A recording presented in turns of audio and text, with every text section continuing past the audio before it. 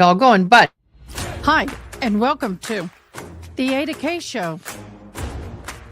I am Ada K. Brown, and am currently a criminal justice major, and I'm a deaf courtroom commentator. Grab a cup of Java, and let's dive in. everybody will see you at the other live.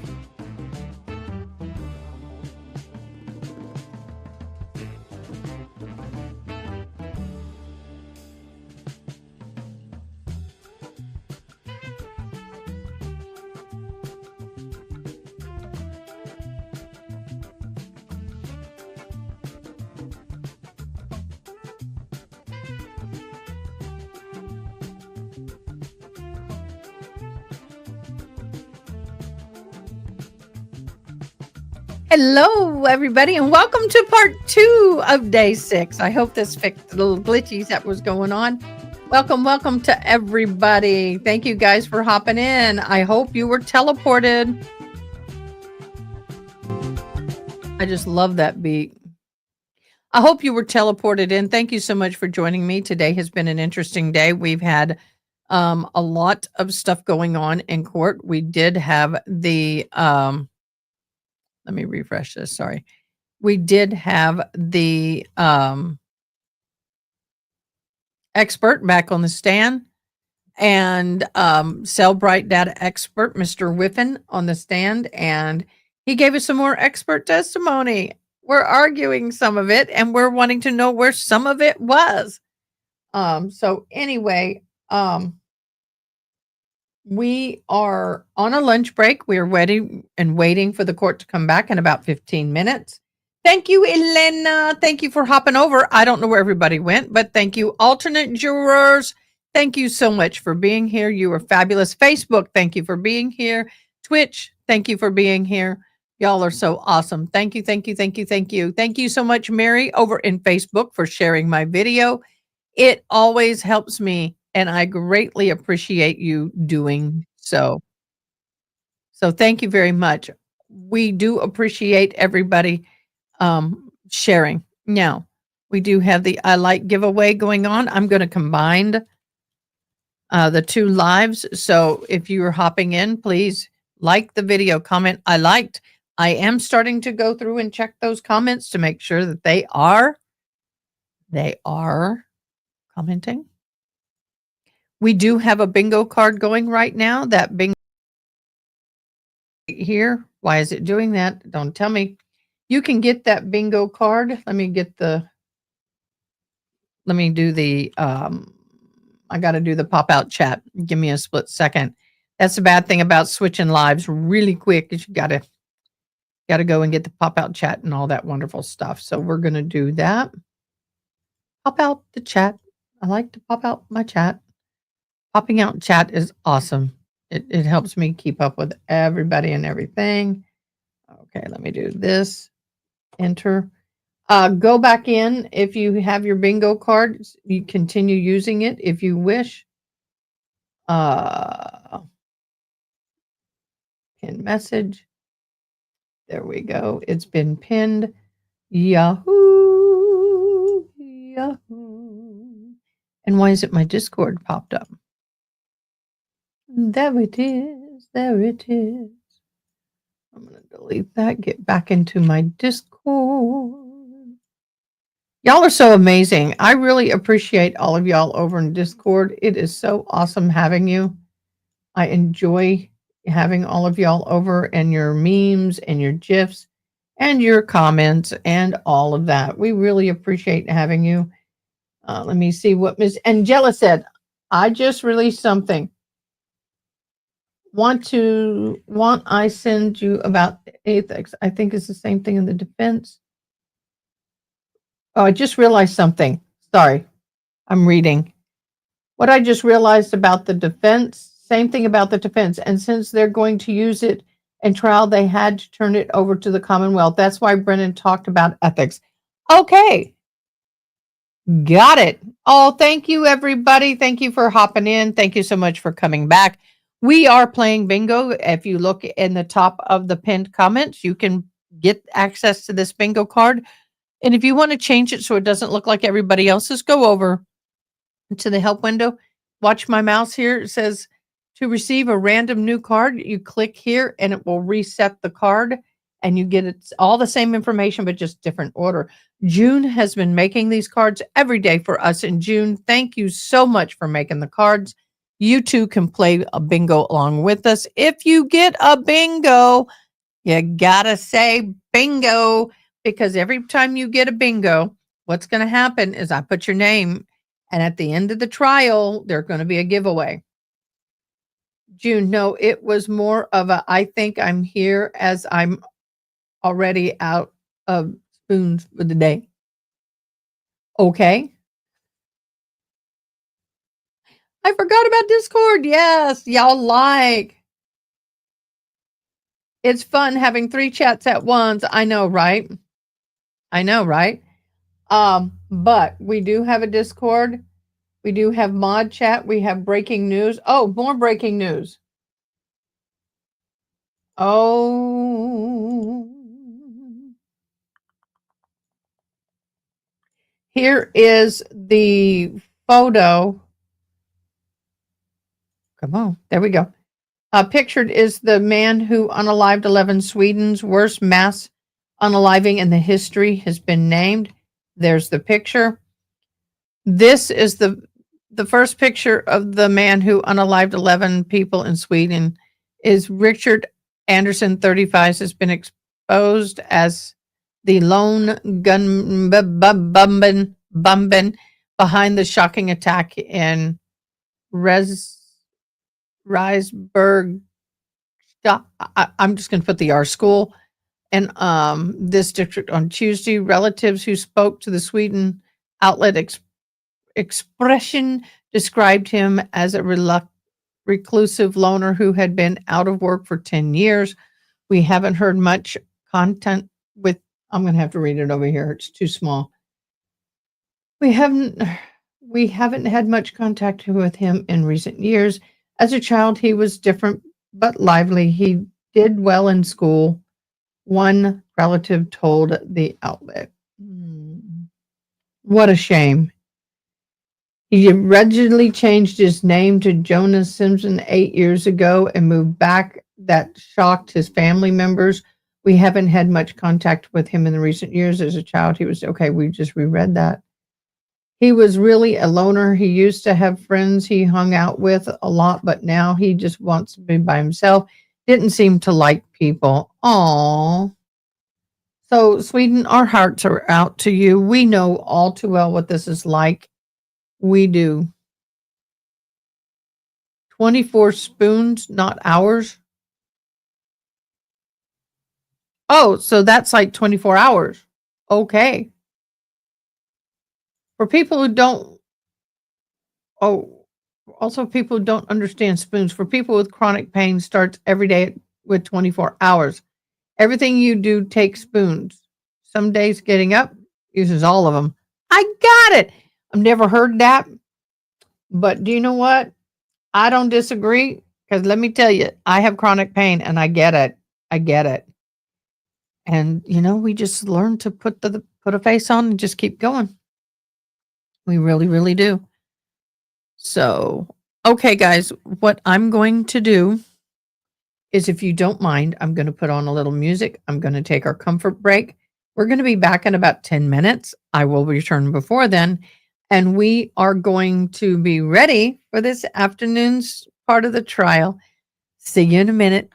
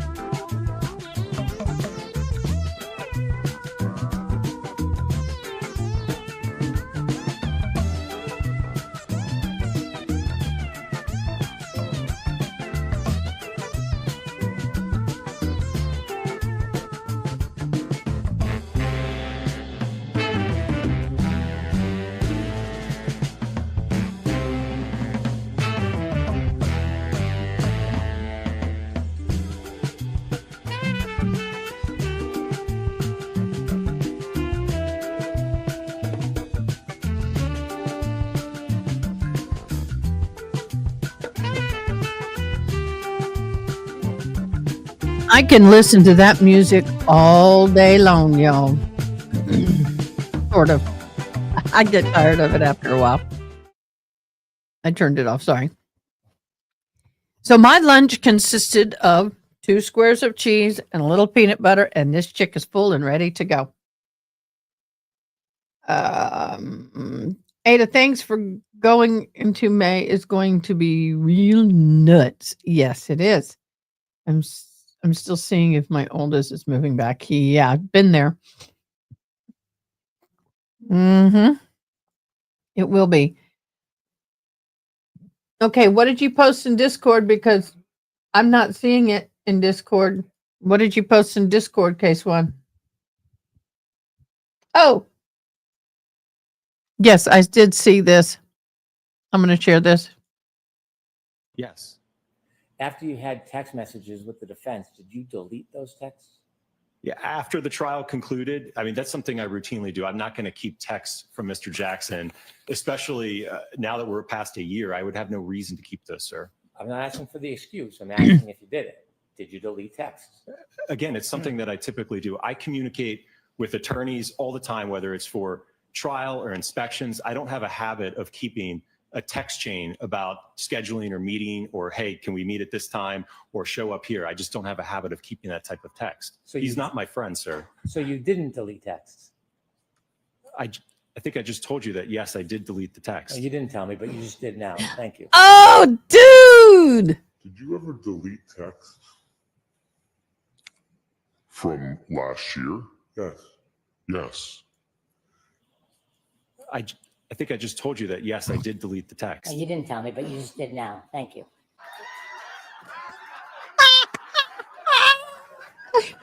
Oh, this is. Oh.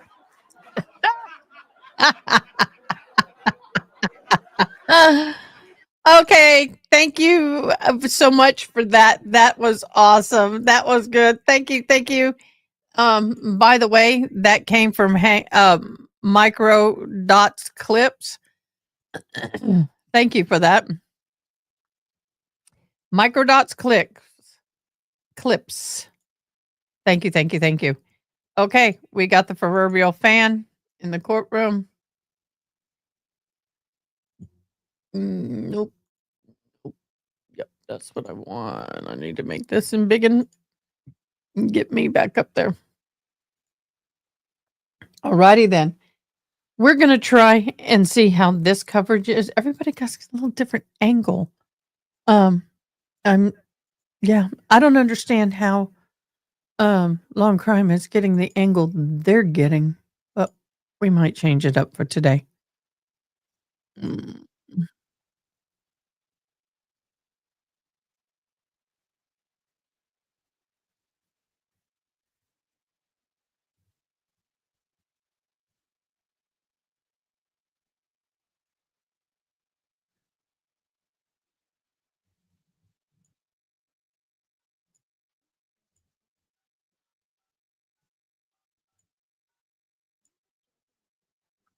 We're going to share this. In her pocket. Question ND Hopefully we don't get in says, trouble. don't you think that Long all Crime, of this thank has you. confused the jury so much that they have tuned out? You know, I was kind of wondering that earlier today because they had a lot thrown at them yesterday with Ian Whiffen's testimony on direct, which seemed to be Gerald, broken down. You should be doing And, something. you know, it was a little dry. I mean, it gets tedious. But then now they're hearing all of this new stuff on cross.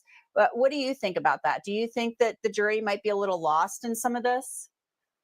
Definitely. I think that anytime you're putting on a forensic examiner, you're going to be talking about science and things that are not intrinsically interesting to sit there and hear people talk about. So it's boring at baseline. And then once the defense got up there and started their cross, I think a lot of the motivation there, a lot of what their goal is to muddy the waters. Make it seem like you can't trust any of this stuff. Nobody knows what it all means.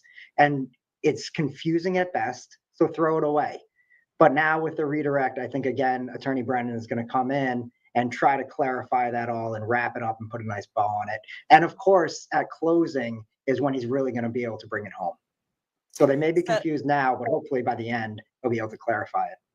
And that often happens. And it sounds like they're going to call the other witness too. Hank Brennan on redirect asked, "Do you know who Jessica Hyde is?" And Ian Whiffen said, "Yes." Is she well respected? So I'm assuming we're going to hear from her again too. Let's just the poll results from our first poll. We had put that first poll up asking if Ian Whiffen was a credible witness. Our final results with 2,500 votes was no, 61%, and yes, 38%. So that is from our voters in the YouTube chat. My gosh, y'all. I hope I don't get in trouble, but microdoc clips, I'm going to share this. I love what you're doing. Please do not copyright me on this. I want to share with you, my viewers, your wonderful work. Y'all go visit them.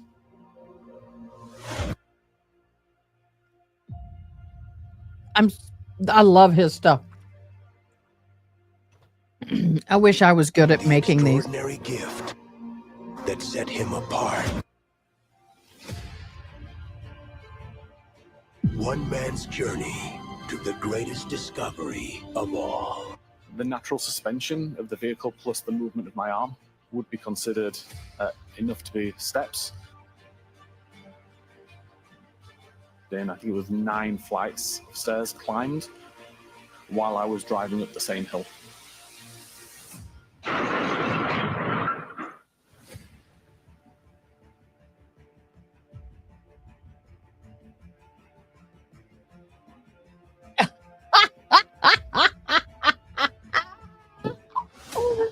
Oh, I love it.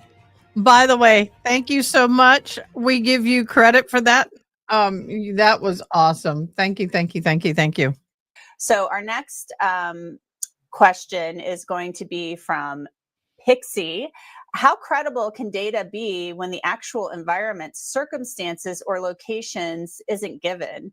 That's a pretty good question, Austin. It is, and I think we heard some testimony about that. There was testimony about location data being I impacted know, if you're but inside of it's a house funny. or a garage, or if you're in extreme weather conditions, which this phone was. So how accurate is, can you pinpoint, yeah, he's right next to a flagpole in this second, and then he moves over here, his burden to Right. Right. And it's hard to pinpoint exactly the timeline there. I'm not quite sure what I'm just the skimming. time was, but presumably she would have hit John with her car.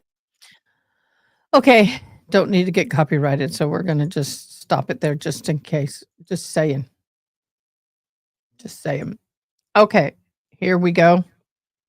Do y'all like this view or do you like that view better? Do you like the fuller screen with me in the corners or do you like that? Gives more room at the bottom for our banners.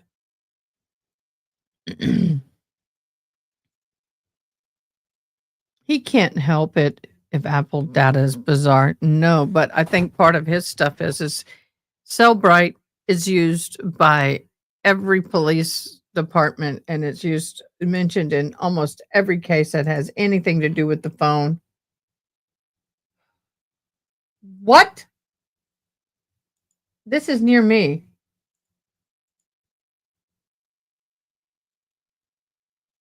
Oh, snap, no.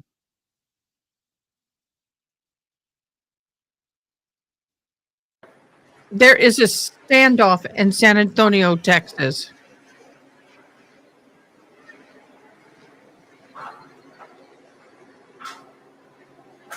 So this situation here.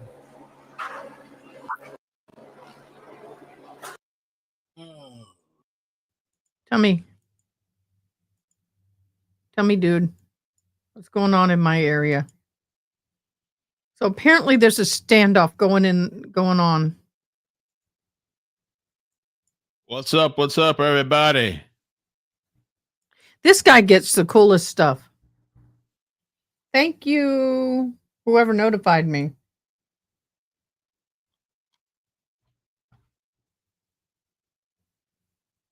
San Antonio, seriously? That's right. I mean, I don't live there, but I have, and I'm not far from there. What in the world? By the way, can you hear the background sound? I'm not with those election results, man. Damn, something's wrong with the audio. A second. That's okay. I want to know what's going on.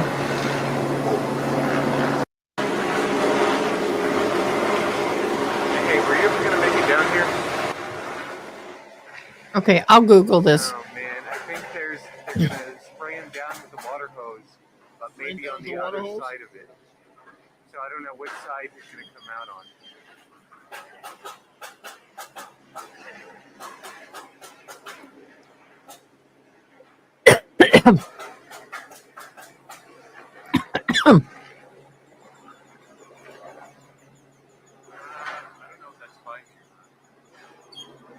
I hope that's not.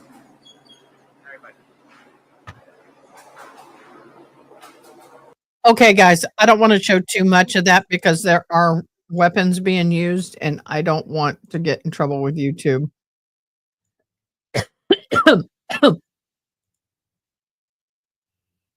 So I will keep my eyes on that.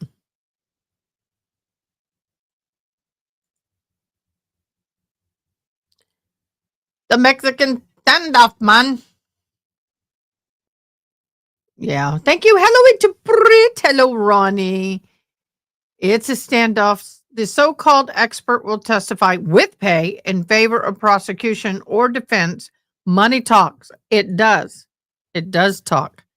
But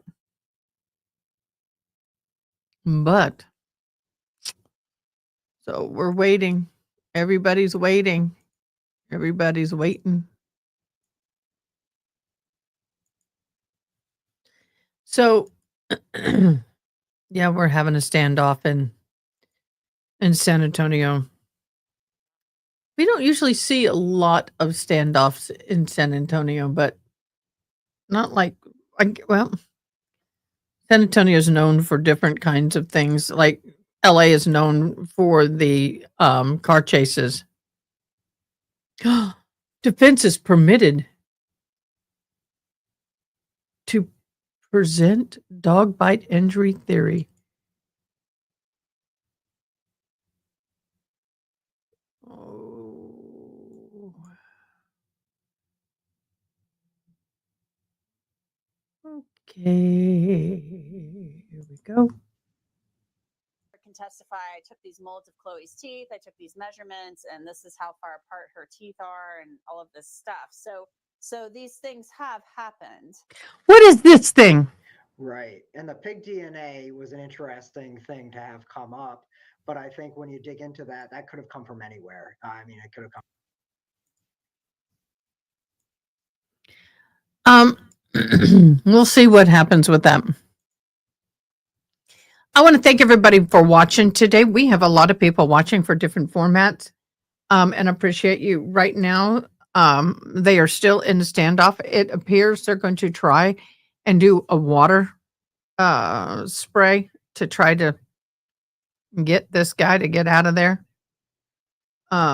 He's down in there somewhere. All right. Court is now in session.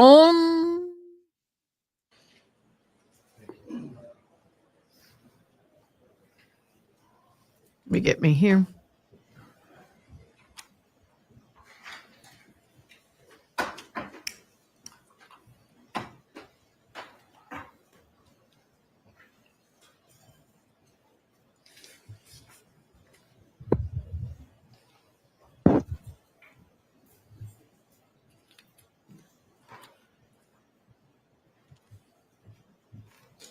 Please be seated. Court is in session. All right, Mr. Brennan, go right ahead.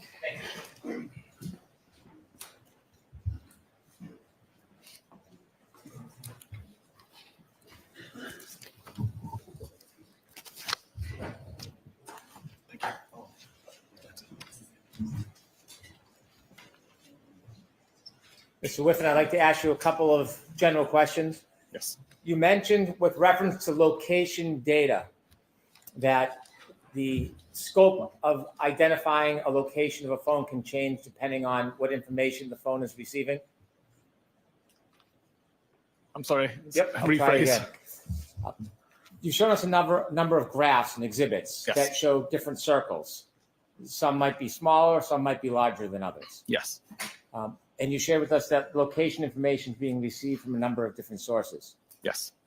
Can you remind us again what can affect that location data as far as receiving some high accuracy, mid, and low level? What could affect the receipt of that information? So primarily, the requesting application defines how accurate it needs the data. iOS location services then determines the best technology to use in order to work out that location. And it can use GPS information for the most accurate. It can use Wi-Fi cell sighting, so it understands the Wi-Fi networks that it can detect close by, and it knows where those networks are. And from that, it can derive where it itself is. Similar idea with both Bluetooth beacons and with cell tower technology. It understands where the cell towers are. It understands where the Bluetooth beacons are. And if it can see those particular cell towers or beacons, it knows roughly where itself must be. You share with us there are some factors that can affect that location data? Yes. In addition to being in a building, like a house or a business, that's one way it can be affected? It is. And there are other ways as well, isn't there? There are. And could you share again the other ways that location information could change? Yeah, the weather can play an effect on it. The geography of the area, whether it's in a rural or urban environment, other kinds of interference. If there are other items close by that are emitting electrical interference, it could affect the location data as well. How about a body being on the phone? Could that affect location data? Objection, Your Honor. Ask it differently. If a human being was covering the phone so it wasn't exposed to the air, could that affect the location data? Objection, Your Honor. I'm going to allow it. I believe it could, yes. You were shown Exhibit 40. It was one select piece of your report. It was a graph. With the court's permission, I'd like to show Exhibit 40. Yes. Exhibit 40 has two circles, one darker, one white. Yes.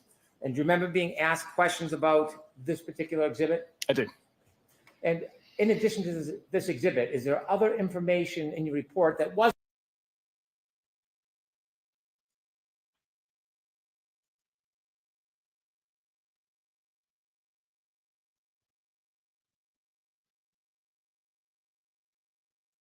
Objection, Your Honor. Watch the form of the question. Okay. This photograph, what does it represent?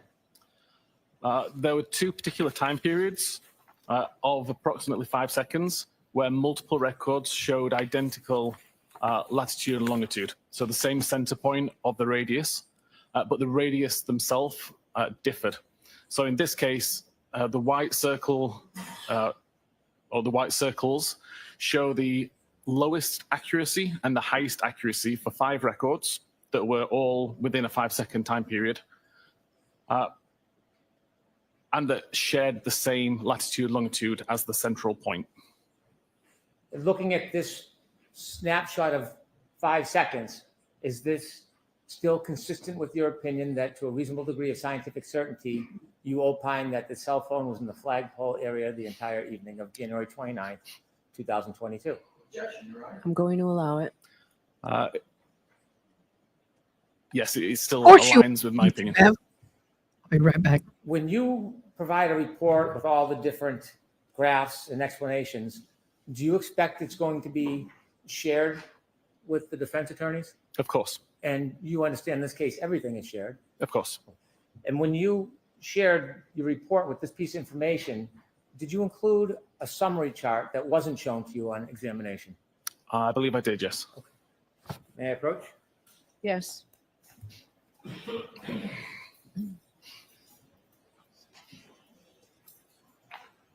Showing you your Thank you. report. Do you recognize your report? I do. And what page are you on? 22. Do you recognize anything in particular as far as a chart on that page? I do. There's a chart at the top with the location data that was used to create the image shown. Does that chart help explain this photograph? It does. And move that chart into evidence. Any objection, Mr. Alessi? No objection, Your Honor.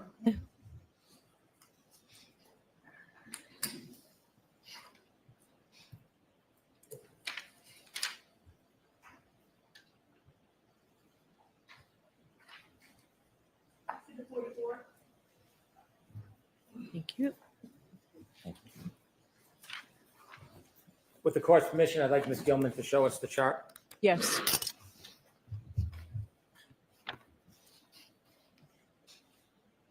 How long of a time period does that photograph encompass?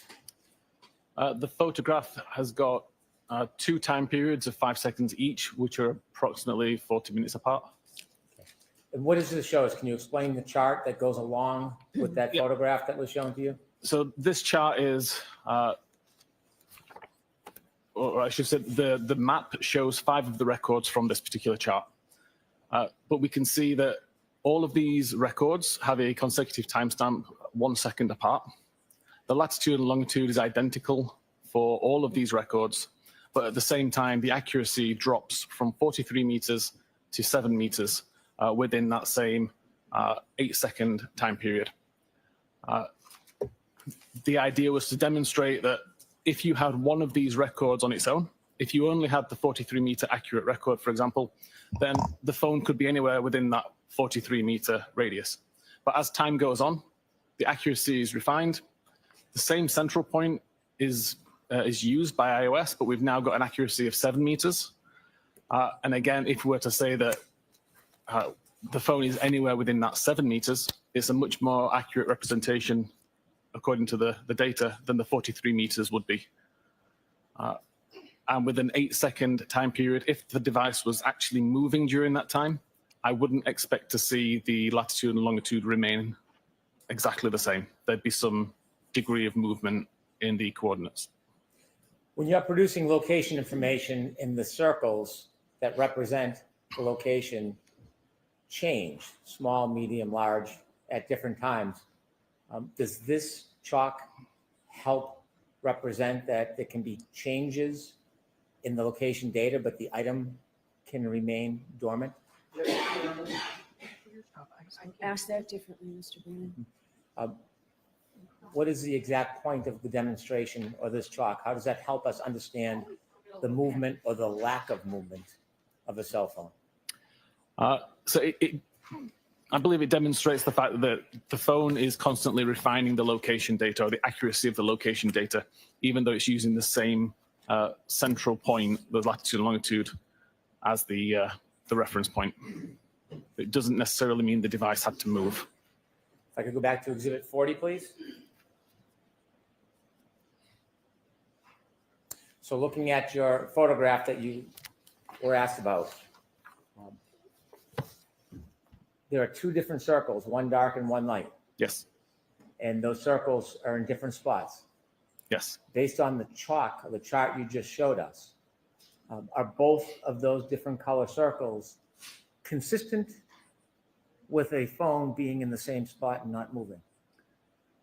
The previous chart that was shown only accounts for the white circles on this map. And it only shows the highest and the lowest accuracy. 20 minutes later, there was another similar scenario where there were multiple records with the same central GPS coordinates, but with different accuracy levels, and that's what was used for the black circles. Importantly, in my opinion, they all overlap, so it's possible that the device is somewhere in between those 2 circles for the duration of the time. Now, finally, I want to turn back to the phone that was attributed to Jennifer McCabe. And you had shared with us your opinions about the time in which the searches at 6:23 and 6:24 were made. Correct. And I asked if you could just show us live right now how it works that a person can open a tab and there's a timestamp, a time when it's open, and then make a later search but still retain the original timestamp. Yes. Is that something you can do for us? It is, yeah. Okay. With the court's permission, I'd ask Mr. Whiffen to give Yes. us a live demonstration of Okay. this. Do you want the light off, Mr. Brennan? The light off would be better, thank you. Okay, thank you, Dave. Okay, First of all, I will highlight on the left side of the screen here, this is actually a live representation of what I have on a phone that's in front of me. So as I move this around, you can actually see on the screen that the screen refreshes. I'll also point out the iOS version here is 15.2.1, which matches that from Jennifer McCabe's phone. On the right side of the screen is the tool which I spoke about earlier, the one that I've been writing for several years. I make it available for free for any examiner who wants to download it and research primarily iOS devices. Here, you can see I've got a live connection to the device. So every file and folder that is on the device, I can see within this directory view as you would normally see on a regular computer. And we can see the browserstate.db database. If I open that database up, you can see there are 4 tables, one of which is called tabs. Mr. Whiffen, I hate to interrupt you. Can we make this larger? I know jurors earlier were hoping I can try to have a larger view of what's up there. Is that going to impact your demonstration in any way? It shouldn't. I should be able to work around it. Thank you. Is that better for the jurors? Okay, perfect. Yes. It's just a little closer. Oh. Let me pull forward. Thank you. Turn the air conditioning on. So at this moment in time, the tabs table has 2 records. I'm just going to ask you ignore those for now. They're from a previous demonstration. I can't delete those without taking longer to do this demonstration. If I go back onto the phone itself, just takes a second to refresh and open up Safari. And I can open up a new tab. What I will just do now is search for the time that we're on now, so 14:10, and hit go. So right now that page is loaded. Sure. And I can go back into the database and just hit reload. That will bring the most recent version of the database from the device back onto my computer and show it back in this window in exactly the same way as I was viewing it a second ago. And you can see right now there's still only 2 records. So the fact that I did a new tab and a new search has had no effect on what I can see. This is different to on previous versions of iOS where you would already You're just liking that accent there, Ronnie. now see a new record. Hey, Ronnie, y'all, real quick. The guy is now up in the trees in San Antonio. He fled the police by making like a monkey and went up the tree. Just saying. With the 1410 search, which I'd made. I'm then going to do another search. Hopefully it's going to catch up with me. It's now 1411, so I'll do a search for 1411. Okay, we can see the page is loaded, and I can go back over to this tool and reload the database. We still don't have a new record that shows that a search is being conducted. I'll just take the time to do another little search and just do 1411X. Reload the page again. Still, nothing's appeared. I can even close down Safari, just minimize it into the background, and then bring it back into the foreground by just pressing the Safari icon. I can hit reload again. We still don't have a new record. And I can do a further search for now 1412. 1412 is loaded, and I can reload the page.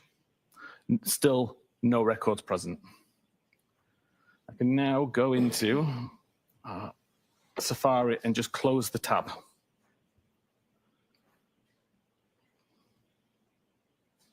So now that tab is closed, and I can just prove that. So that tab is now closed. And I can go back over here and reload. And you'll see a new record has appeared. I'm just going to change the time zone just so that this shows accurately. and tell my tool to. So are they going to the treat him like an timestamps out of control as missing time. chimpanzee and dart So him we with look the at this gun? particular record. You can see the title is 1412. That's the last item that I searched for. Are they going to dart him like a chimpanzee? No race involved, just see the the fact that URL chimpanzees and is the monkeys go up when he google.ca gets there. /search 1412. Again, that is the content that I searched for. And then we see this field here, the last viewed timestamp. And the time here still says 1410 because that's the time that I first loaded the tab. The fact that I navigated between, the fact that I minimized and reopened Safari, bears no relevance to this timestamp. It is purely the timestamp that tab was created or brought back into focus. To an untrained eye, can that development of a timestamp become confusing?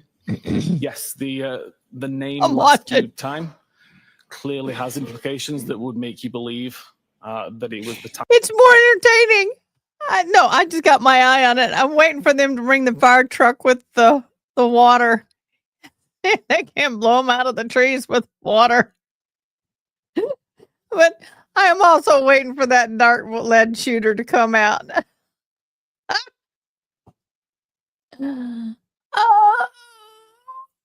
Time that the page was last viewed.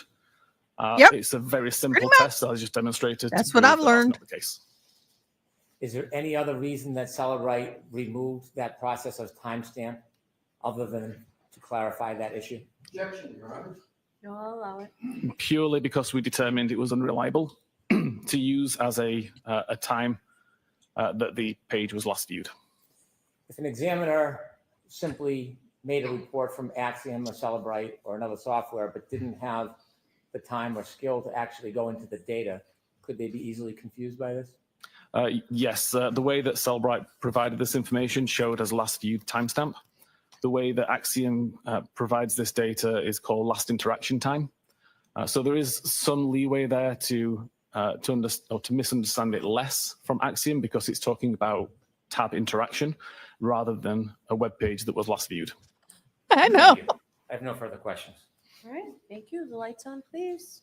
Mr. Lessie, Briefly, Your Honor, if I may. Yeah. Thank you.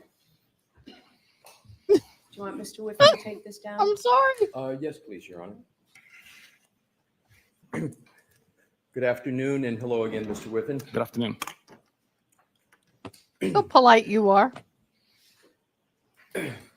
Magnet Forensics Axiom still shows a 2:27:40 a.m. timestamp on its forensic tool, correct? Correct.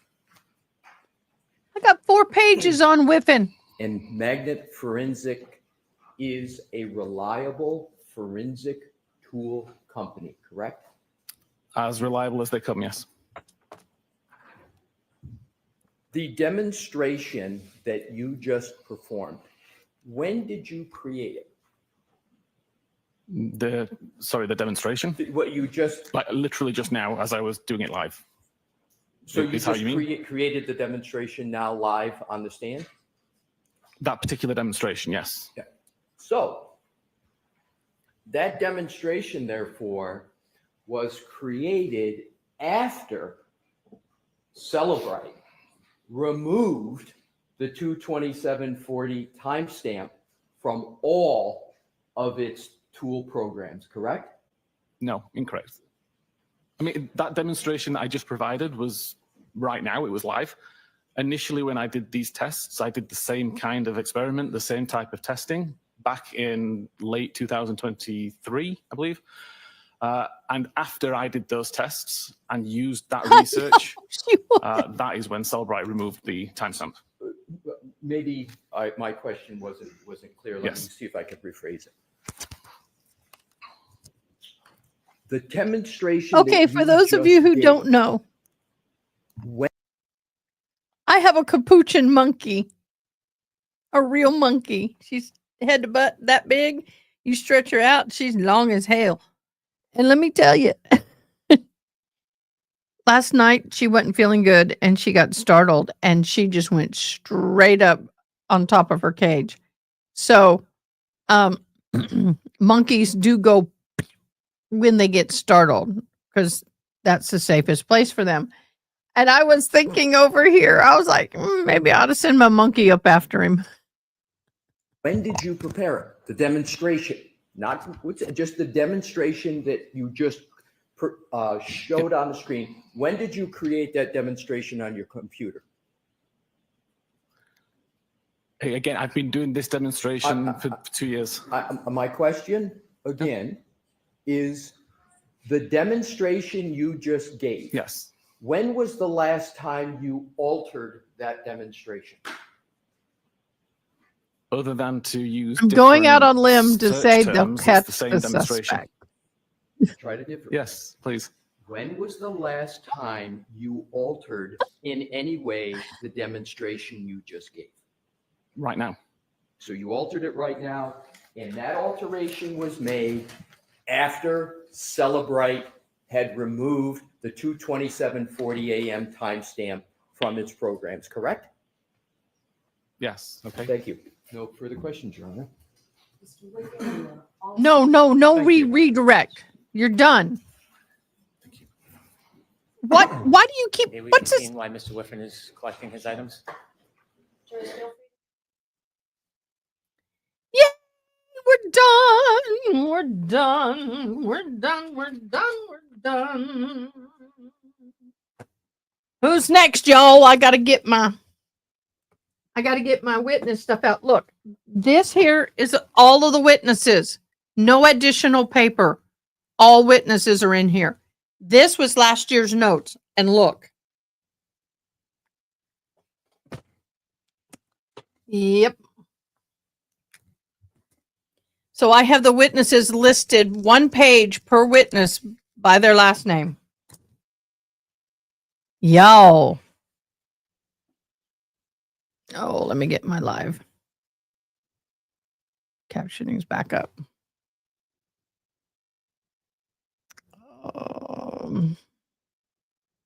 Annual.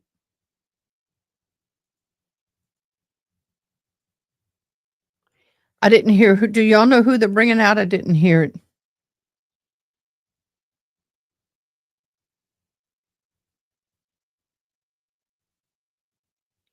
By the way, y'all, he's way up here. I got one guy waiting for him to come down. He's right here in that little crook right there.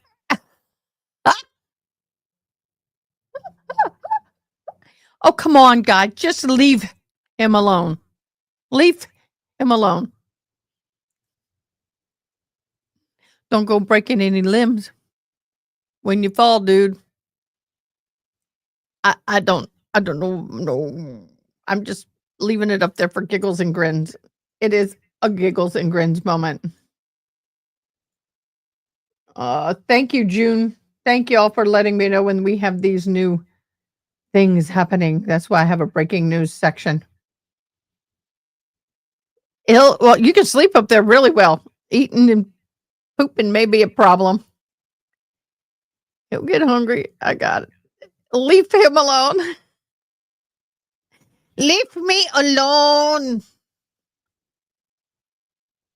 It's like the little boy in the kindergarten class when the teacher asked the class, everybody needs to make a sentence with liver and cheese. And Sally said, I hate liver. I like cheese. Somebody else said, I don't know what liver is, but I love cheese. But little Ramon, he stood up. He said, liver alone, cheese mine.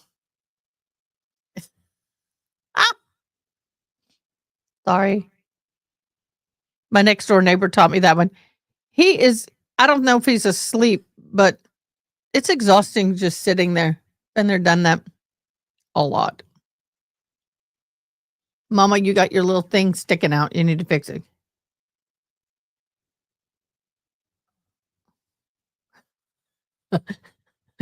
I don't want to offend anybody of the Hispanic or Mexican culture, but leave her alone. She's mine. I'm sorry. It is kind of funny. I'm not lying. He probably didn't want to be there. Make it like a leaf and leave.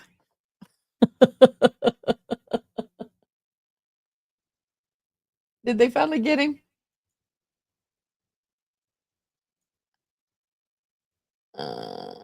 I don't know. They lost the camera feed. Let me go to the other feed and see. Oh, they got another feed still on him. Oh, he doesn't want to be there. I don't know why he is.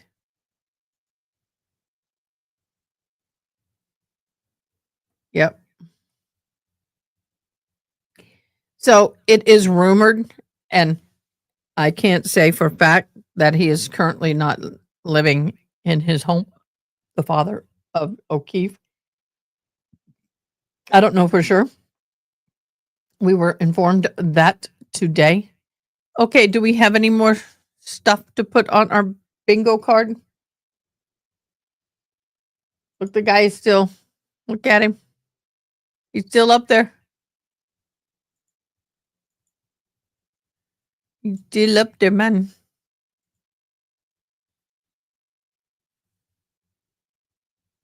Yes, she is. She's very much a spitting. Oh, we got sidebar. That's what it is. Yes, she looks a lot like her father. But yeah.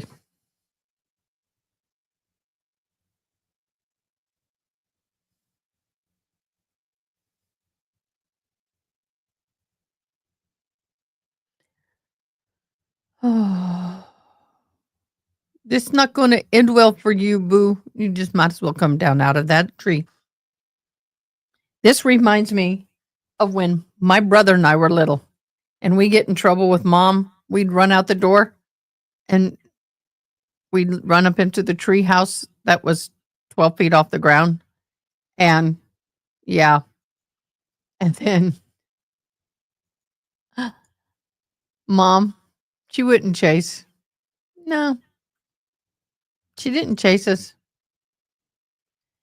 What she did do, wait till daddy got home. Daddy was in the military.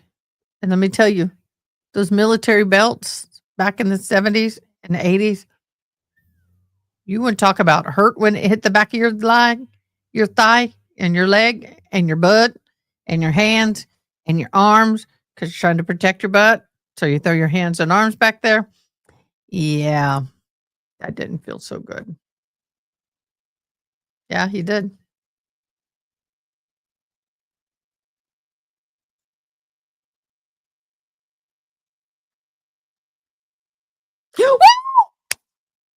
Sorry. Sorry. Sorry. Sorry. Sorry. Oh, I knew it. I knew it. I knew it. I knew it. Jennifer McCabe. Oh my gosh.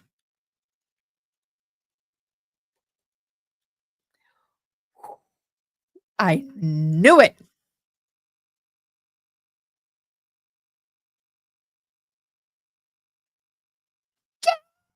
We got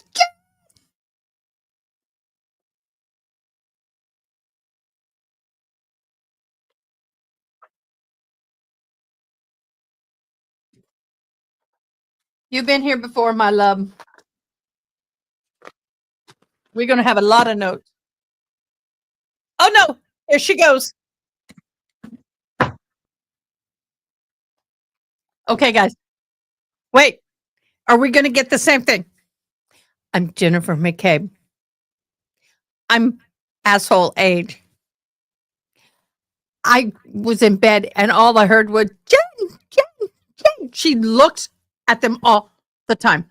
I wonder if they recoached her. Oh, sorry about that. Okay, here we go. Jen McCabe is on the stand. I'm Sorry, 49 years old. Are you married? 39? Yes, I am married with 4 daughters. She's doing it again. Without detailing your children's names, can you tell us a little bit about your family? Sure. I have 4 daughters that are 16, 17, 19, and 21. 2 are in high school and 2 are in college.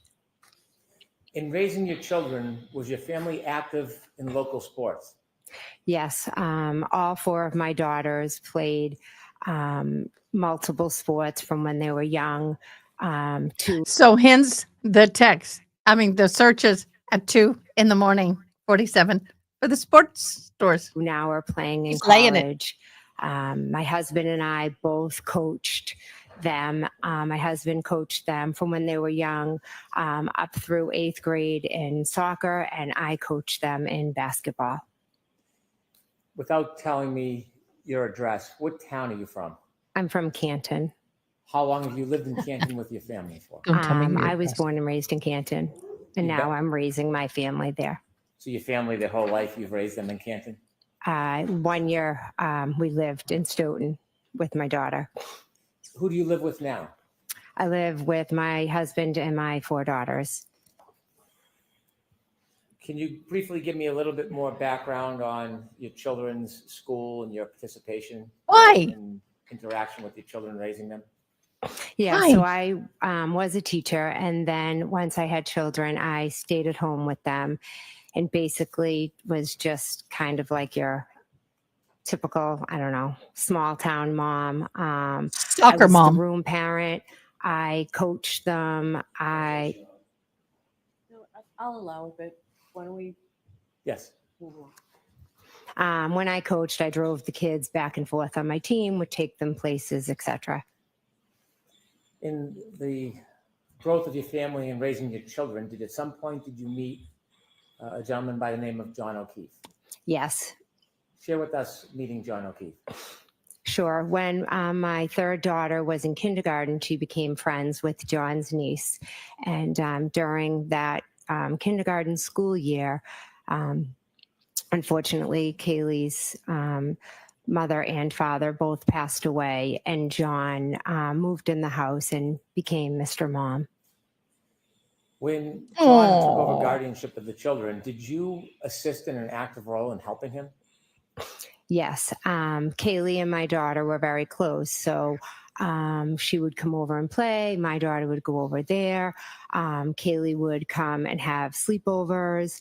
A lot of times it would be on Friday nights. I would have Kaylee, and then another individual would have Patrick. Had you known John O'Keefe well before he took over guardianship of the children? No. During the time when he was the guardian of the children, did your relationship, not just with his niece and nephew, but with him, grow any closer? Yes, we became very good friends. How close of friends did you become over the years? Well, throughout the years, obviously, when they were younger, we talked more, just about the logistics of CCD, pickup, drop off, basketball, sports. But then he would also call me, about, as the girls got older, the girl drama or, the hormones and things like that. He would also come over, and hang out and have a beer and, just talk about whatever was new in his life or going on, or, just the day in and day out struggles of his, life and raising the kids now and figuring it all out with, work and family and all of that. Leading into January 28th of 2022, so the jury understands, how close is your friendship with John O'Keefe at that time? He was a very good friend of mine that I knew I could call for anything. Bingo card. Start feeling it. June. I You're want you to psycho. take us forward to January 28th, 2022. Do you Psychic remember that day? hours. Yes, I do. Not psycho. Do you remember it Psychic. well? Yes. She always So looks the like early she's gotten morning sun. hours, January 28th, 2022. Did you learn there may be weather or a storm coming? Yes. Here we go. Tell us a Weather. little bit about that. We all saw the report Cool. that there was going to be a big storm, a nor'easter. So we all knew that basically all the Saturday activities were going to be canceled. That includes sports. Yes. Was and is the sporting events for the children a big part of your life? Yes. Back then I had, 2 in high school that played 3 sports, and they played club sports as well. And then the 2 middle school played club sports and town sports. So most of our weekends were taken up by kind of running from one sporting event to the next. When you learned about the weather and the change in schedule, did it change your plans for that day? No, not particularly. I had my day was pretty set out. I had my niece, and then I had sporting events. It was kind of my plans for the next day that obviously got changed. Take us through the afternoon of the 28th. What's happening? Well, I had my niece for the week, and she was picked up. My oldest was on the hockey team, and she was having a team dinner at the house. So I picked up pizza, got desserts, set it up for them. And then I left with my daughters and my husband, Matt, and we met some of the parents from the high school basketball team at a local pub to grab a bite and a drink before the basketball game, because my other daughter played on the high school girls basketball team. What time was the basketball game set for that night? I believe it was 6 or 6:30. Did you and your family go to the game? Yes, we did. After the game, what happened? After the game, I drove my daughter home. My sister, Nicole, sent me a text and said that she was going to be at the waterfall, and it was my nephew's birthday. He was going to meet up, and did I want to come by for a drink? What is your nephew's name? Brian Jr. It was his birthday that night? Yes, it was. When you received a call to meet with friends and family at the waterfall, do you remember what time that plan was made? I don't. My sister sent me a text at some point letting me know she was going to be there. So I don't know time. After the game and after some time, did you go to the waterfall to meet your friends and family? Yes, I did. Describe very briefly, what's the waterfall? It's just a local town bar. Do you remember about what time you got to the waterfall? About 9 o'clock. When you got there, was there anybody there that you knew? Yes. Okay, now take us inside the waterfall. When you get there, who do you see? I walk in and I see Julie and Chris Albert, my niece Caitlin, my sister Nicole, and my niece's boyfriend Tristan. You said you saw Julie and Nicole Albert in the waterfall? Yes. Were you related to either of them? Nicole is my sister. So Brian Sr. would be your brother-in-law? Yes. Also, you mentioned there was... Ronnie, are y'all getting Yes, notes? Caitlin. Is that I Brian? can't and hear Nicole's fast daughter? enough. Yes. You mentioned the name Tristan. What's his relationship to your niece, to Brian Albert's niece? He's now her fiance. And was there anybody else I missed? That's all who was there. I'm not sure if Nick Kolakidis was already in there when I got there or if he arrived right after. And then his wife joined us. So when you're in the bar and you see your friends, what do you do next? I immediately just, join them and sit down. Were you eating, drinking? I know I June, are you ordered a taking beer. notes? They I had can't. Too appetizers fast. on the table. I'm not sure whether I had any or not. Were you drinking alcohol that night? Yes. Oh, right. As you're spending time with your family, did the night grow? Yes. I know. Did you stay at the table where everybody was eating, or did you move inside the bar? Perfect. We were Thank pretty you. much right around the table. Did anybody you knew join you or join the group at some point? Yes. A little while later, Brian Albert and Brian Higgins joined us at the waterfall. So when you first got there, was Brian Albert already there? No, he wasn't. Is that your brother-in-law, Brian Albert? Yes. And you said Mr. Higgins. Did you know Mr. Higgins? I had met him a few times when he was out with Brian. You had met him a few times before that night? Yes. Were you friendly with him? He was a friend of Brian's. Was he your friend? No, he was Brian's friend. You knew who he was? Yes. So when Mr. Albert and Mr. Higgins joined the group later, did they come directly to you, or did they stay somewhere else inside the bar? No, they came over to our table, I believe. How long were you in the waterfall for that night? Approximately 9 to little around midnight-ish. About 3 hours? Yes. Do you have an estimate how many drinks you had, alcoholic drinks you might have had? I don't. I don't know, maybe 2, 3. Throughout the night, Always were you 2 or feeling any 3. effects of the alcohol? Not that I recall, no. When the group was together, you mentioned a number of people have joined. Were you joined by other people later? Yes. Who were you joined by later? John O'Keefe and Karen Reed. And you talked about your relationship with John O'Keefe. Yes, earlier, yes. Did you make plans with him, or did he just show up? I believe he had started the conversation about the night with Chris Albert. Chris Albert is a different Albert than Brian Albert. Yes. How was the relationship between them? Brian Albert and Chris Albert are brothers. Was Chris Albert there when Mr. Higgins and Brian Albert arrived? Yes. Actually, Chris, did I miss him? Because Chris was there with Julie. Did I? I'm not sure if I said that when I was naming everyone at the table. I apologize. You may have. Okay. So when you first got there, he was at the table with your Yes. sister? Yes, he was. When moments before John O'Keefe arrived with the defendant, what was the mood in the group? Cheerful. Good mood. Everybody was just out having a drink. We all knew the storm was coming tomorrow, and just a typical average night. Celebratory? Yeah. You said you were going to see Brian Albert Jr. for Yes. his birthday. Was Brian Albert Jr. at the waterfall when you got there? No, he was not. Was Brian Albert Jr. there anytime when you were at the waterfall? No, he was not. Without relating a conversation with some other person, did you have an understanding where Brian Albert Jr. was? He was at home. Did you historically or typically see Brian Albert Jr., your nephew, on his birthday? Yeah, typically we always, get together. We try to and do a cake for whoever's birthday it is. And then whatever, aunts or cousins are around, come over.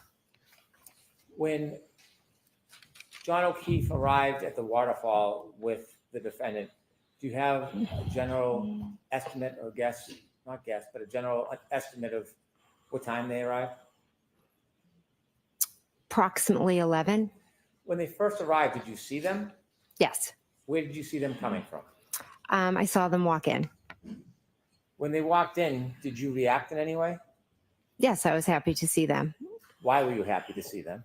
because I loved John and I liked Karen. So you were happy to see John? Yes, very. And you were happy to see the defendant? Yes. Do you remember your first interaction with either John or the defendant that night inside the waterfall? I believe John walked over to where I was, kind of to my end of the table, and then maybe Karen had walked to the other end of the table. But I would assume I probably hugged both of them when I Well, saw them. I'm going to ask you not to assume if you don't know. That's Okay. okay. You said that you had known the defendant as well. Yes. Do you remember how long she had been dating John O'Keefe up until that point? I know I met her in July of 2020.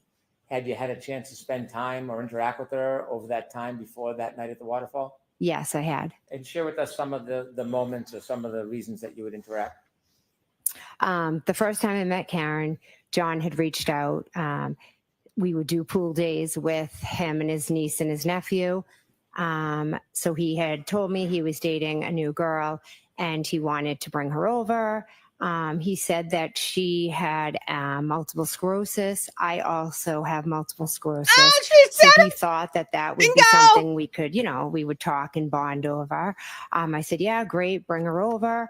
So her. Bingo! Somebody should have a bingo other than me. 2 or more than 6. Y'all, let's keep it nice. Oh my gosh. And John and Kaylee and Patrick came over. We had a pool day. I liked Miss Reed immediately. I thought we hit it off. It was really great, talking to someone my age that also had MS, because I didn't really know a lot of people who have it. So it was really nice to have somebody to relate to. Then moving forward, we would see them, if it was my daughter's birthday party, when it was time for pickup, they would come in, have a couple drinks. Same thing for like a Halloween party, after basketball games. Okay. News junkie, have you not seen her testimony from last year? So you spent time both with John and Miss Reed? Yes. Did you spend time with the defendant separately without John around? No. Did you become friendly with her? Yes.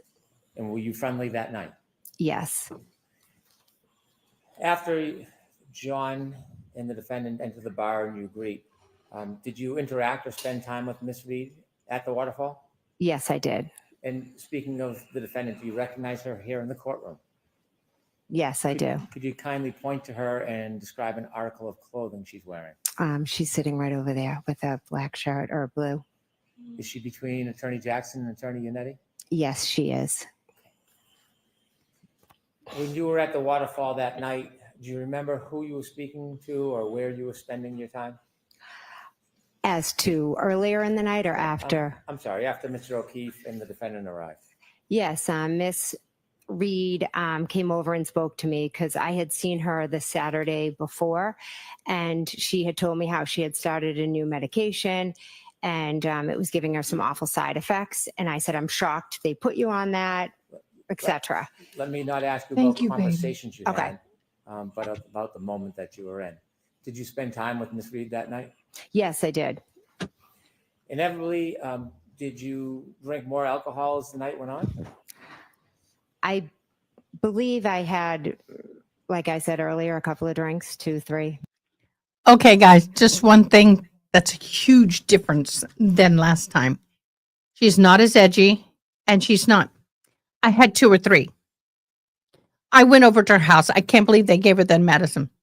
Every time she answered a question, she's been coached. If you look at her old testimony, which I'll try and find it, she kept looking at every answer, looked at the jury, and the jury people were not comfortable with that at all. Not sure. Did you ever have a shot of alcohol? I do not believe I had the shot now. Did you see the party, the group of friends and family doing a shot? I was in the bathroom and walked out, and they were doing or had just done a shot. With the court's permission, I'd like to display parts of Exhibit 22, which has already been introduced into evidence, which is video surveillance footage from the Good waterfall. one. Uh-oh. Okay, I'm going to I'd like pause to it here because I want to go to this live because I want you guys to see the reaction.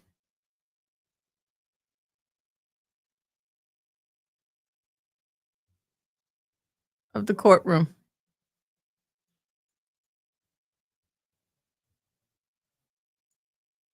Okay, I just am trying to get this queued up. Here we go. We're going here because I really want you to see the reaction of everybody involved. I got to do some If you could just stop for one second. stuff Do here. you recognize what's in that video? Yes. And what is that? That is the waterfall. Okay, kindly proceed. I'm going to embiggen it. There we go. If you could stop. Do you see the 2 people entering from the left? I do. It's really hard to Do see. you know who they are? I believe that is Miss Reed and John O'Keefe. Ms. Gilman, is there any way to enlarge the top of the video where the other people are closer to the table or bar? Oh, yeah. Okay. I'm cheaper. This video, I go to can you sleep. tell or identify anybody under that timestamp? And if you can't, that's okay. But if you can you tell us who you see? Oh, no. Hold on. No. News junkie. I'm happy for you. You were one of the few who've not seen her testimony. So I would love for you to keep sharing your viewpoint even more so because this is all new to you. For some of us who saw our old testimony, we know what's coming. So I want your raw reactions. Definitely. I think the guy right there, well, where she just is Brian Higgins. Okay. If you could go up a little bit, Ms. Gilman. I believe that's my husband, Matt, and On the then right? on the right, and I think that's me on the left. Okay. And if you can go down the table to the left, Ms. Gilman. You recognize who that might be from the clothing? I'd have to take a guess that Okay, it could. don't guess. It's Okay. okay if you don't. Anybody else at the table more to the left do you recognize? Not from this picture. It is. Ms. Gilman, could you highlight where Ms. McCabe thinks that she is on that video with that circle you just had? And It play was. the video. Now it's a different video. My bad. Is that better? Sorry. The other one was. This one wasn't. We're going to see these videos a lot. Is that you clapping, Ms. McCabe? Yes, it is. Why are you clapping? Because I was happy to see them. Both of them. Yes. Okay. Could you continue, please? And who's that person walking right to left, hugging people? That is John O'Keefe. Sorry. Can you continue, please, Ms. Gilman? The guy is still up the tree, by the way.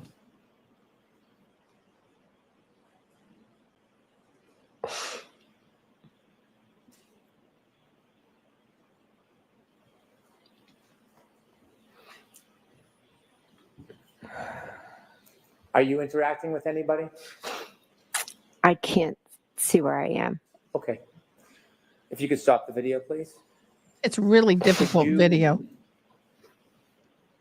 I wish, and they can do this.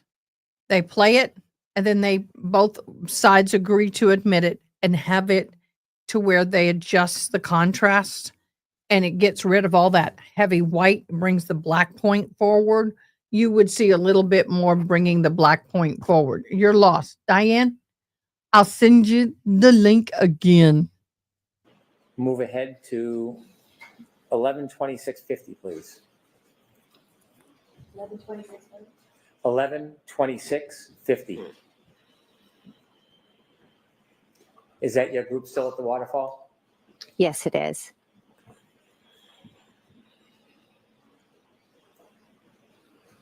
If you could stop there, Ms. Gilman.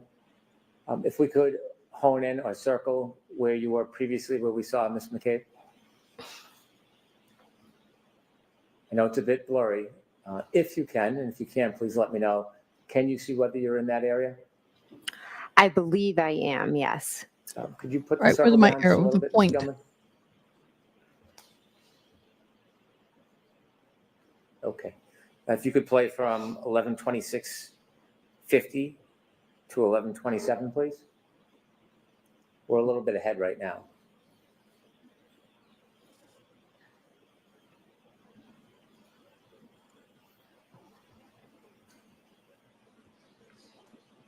Who are you hugging there?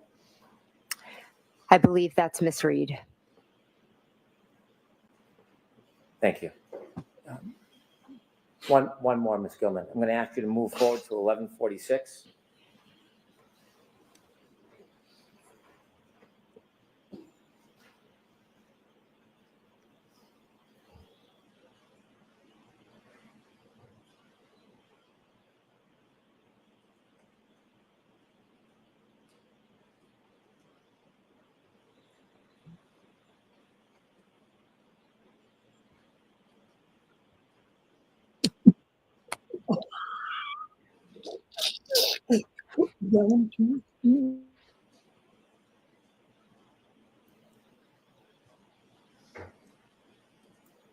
Could you pause, Ms. Gilman? Could you circle in that same area where Ms. McCabe was last describing? Can you make anything out in this video? Yes, it looks like they're all, toasting or doing a cheer before they do a shot. Can you see whether or not the defendant's in that part of the video? Yes, it looks like she is in front of the man in the plaid coat. Were you participating with the drinking at this moment? I don't see myself in the video. I don't believe I was. But you were drinking separately that night, weren't you? Yes, I was drinking beer. If you can continue, please.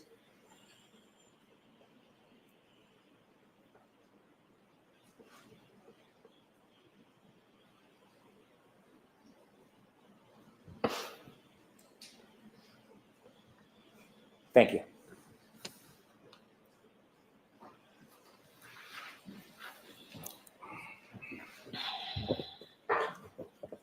Shortly after the shot, was there conversation about leaving the waterfall as a group?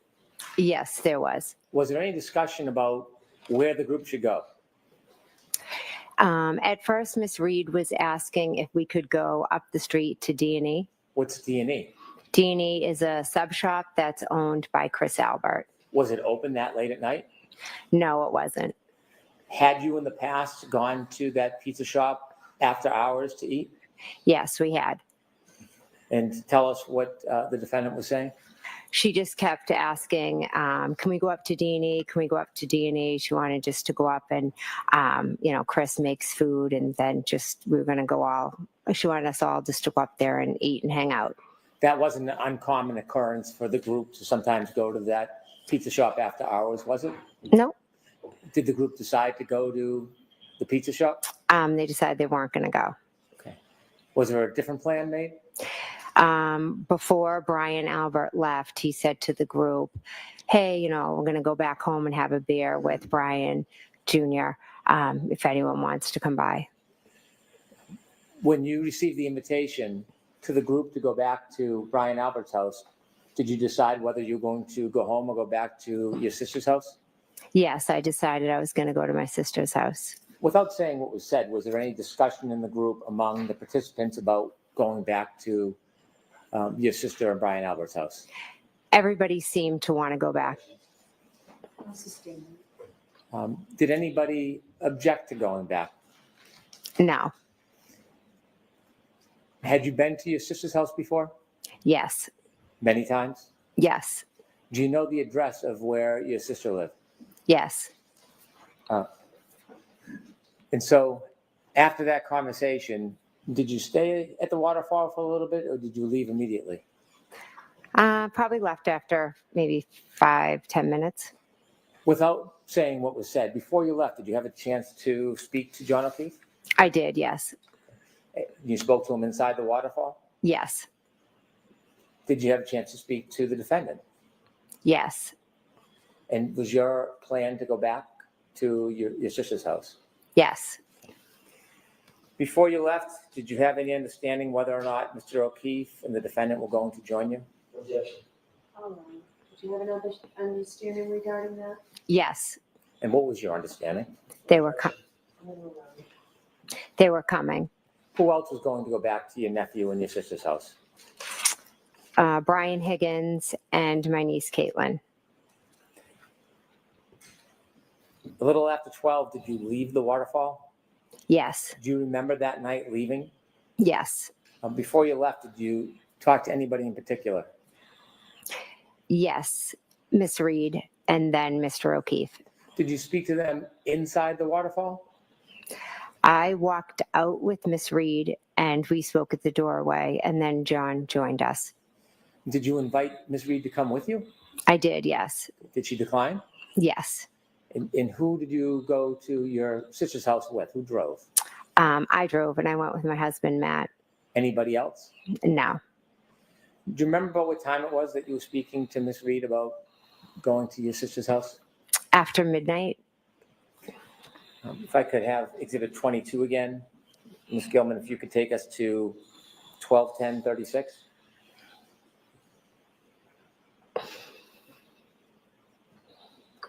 Diane, I got to work on our placement.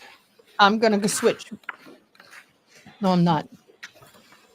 The problem is I like the split view because we can see who's doing what, but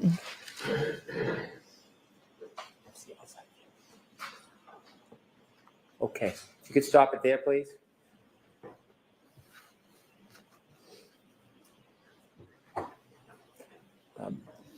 Did you have a chance to talk to Mr. O'Keefe and the defendant outside of the waterfall? Yes. And do you know specifically what time you left the waterfall? It was after midnight. Okay.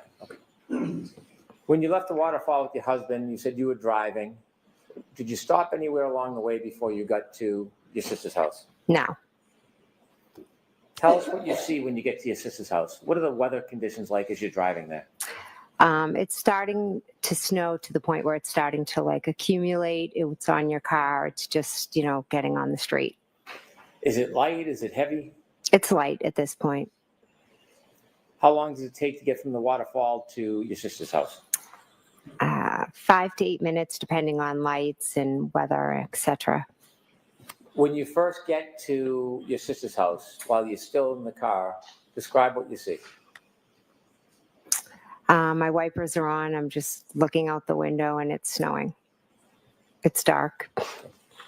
Anybody in the driveway? Any cars in the driveway that you see? Oh, when I pull up to my sister's? Yes.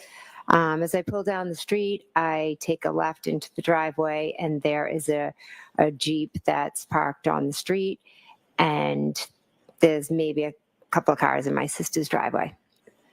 What do you do when you arrive at your sister's house? I go in the house. Now, there are a couple doors at your sister's house? Yes. Is there a front door? Yes. Is there a side door? Yes, Which one's closer to the driveway? the side door, Which door do you go in when you get to your sister's house? the front door. Was anybody with you when you went in? My husband, Matt. You walked in together? Yes. Tell us the first person you remember meeting. When I went in the house? Yes. Probably my niece was at the table, and then I saw my nephew, Brian. Was there anybody else you saw at the table? Julie Nagel and Sarah Levinson. So when you walk in the front door of the house, is it what table? Is this a living room table, a kitchen table? Oh, you walk in and then you go to the right and it's into the kitchen and there's a table there. Is the kitchen separate from the living room or is it open? It's open, but they're separate. Can you see the kitchen table when you walk in the door if you turn and look right? Yes. And when you go into the kitchen, you said there was a woman by the name of Julie Nagel? Yes. And then another woman, Sarah? Yes. You know her last name? Levinson. Okay. Julie Nagel, did you know her when you walked in the house that night? I had met her a few times. Had you spent time with her? Were you friends with her? No, I just had met her a few times, and she had watched my dog for me when my nephew couldn't. When you would go away, would your nephew be responsible to watch your dog? Yes. Did you understand that Julie Nagel had watched your dog a couple of times? Yes. Had you ever socialized with her before that night? No, I may have seen her at a graduation party, but never beyond that. Were you friends with her at that point? No. Friendly enough that she watched your dogs? Yes, through my nephew. He just said my friend's going to do it, and I trusted his judgment. And there was another woman by the name of Sarah. Did you know her before you saw her that night? I knew of her. If I were to see her, I'd say hi, but that's the extent of it. How did you know of her? Just from being in the town, going to different sporting activities and just being around. You said your nephew Brian was there as well in the kitchen? Yes. This was his birthday? Yes. How old was he? I think he was turning 23. Was there anybody else in the house when you and your husband first got there? Yes, my sister and Brian Albert and Brian Higgins. So Mr. Higgins, Brian Albert, and your sister were there before you? Yes. Where was everybody when you first came in? My niece Caitlin, Sarah Levinson, Julie Nagel, and Brian Jr. were all at the kitchen table. My sister was over, I think, cleaning the counters, and Brian were off in that TV room that you can see from the kitchen because there's a wide opening. If you walk in the front door, would I look left or right to see the TV room? You'd look right to the kitchen, and then through the kitchen's the TV room, but you could look, and when you walk in, you can see because it's open. Is the TV room in any way have a relationship with that side door? Yes, it does. If you were to walk in the side door, would you be walking into the TV room? Yes. Okay.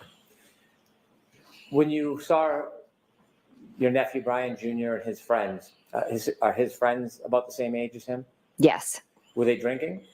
Yes. Was there music? Yes. And when you went in, did you spend time with the group? Yes, I sat right down and started talking to them. And when you were speaking to them, did you have any drinks that night? I believe they brought me over a White Claw, but I didn't have more than a sip of it. I really wasn't. It was at that point where I just didn't want another drink. As you were in the kitchen, were you expecting anybody else? We had mentioned it to Karen and John, and I had actually just spoken to John, so I was expecting them. So when you saw John O'Keefe in the waterfall, that wasn't the last time you spoke to him? No. You had spoken to him, was it on the ride to your nieces? To your sisters? Yes. Did you call him or did he call you? He texted me and I believe asked something like, where to? And since I was driving, I called him. When you called him, what did you tell him? What did you guys say? I just said they live 34 Fairview Road off of Chapman. Do you know if John O'Keefe had ever been to the Albert home before? I don't believe he had. In that conversation, how long did that conversation take? It was quick.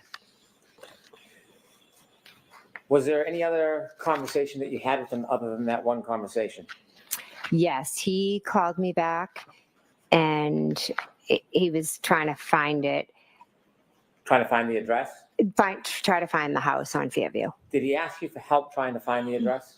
He, I'm not sure his exact words, but yes, he needed help. And so I just said, I told him, just go down the street, go by Bella's house.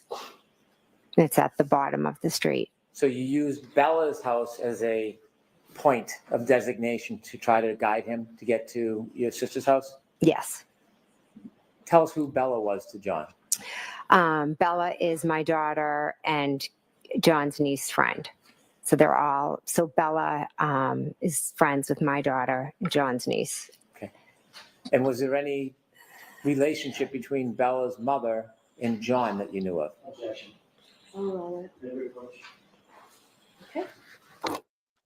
Okay, I'm going to take this minute to change views. Give me a minute. Okay, they're still at sidebar, so we're going to go to this view. It just makes it easier for Diane and I. Deaf people don't like doing this side to side thing, so I'm changing this vertical. Unfortunately, Diane and I needed to, for the video's sake, I needed to enlarge us. Hold on, Diane, I'll get you. I got to update layout. There we go. Better? I said, you calling me fat. You had to enlarge me. Honey boo, you want to talk about enlarging? Yeah, I know. I like your hair. Who did it? Look at us, everybody. We got our blankets. Y'all know we're interpreters when we have in blankets on our laps. And we black. Fan on our heads. Yes.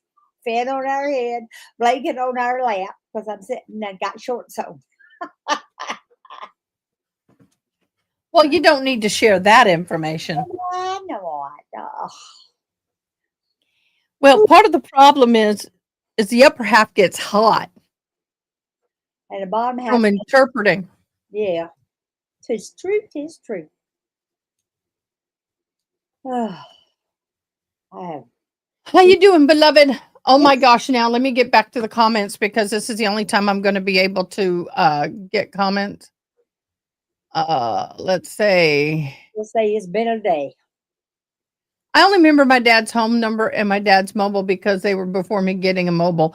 Yeah, I know that. I still remember my old phone number, 210-858 ... when I was a kid. Yeah.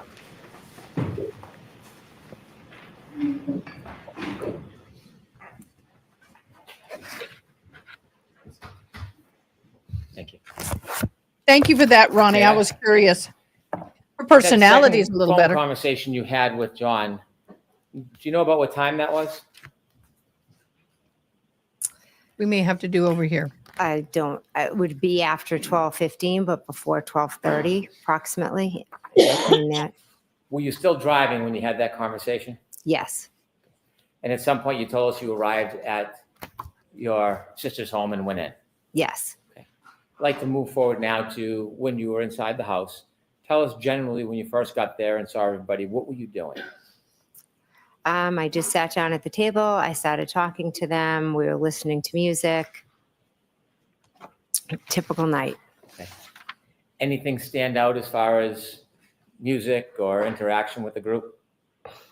No, we were just laughing, telling stories. At one point, I'm not sure if it was at some point, my other nephew had been over my house and had shown me this video on his phone, and it was a family inside joke. The video, it was a music video from a long time ago.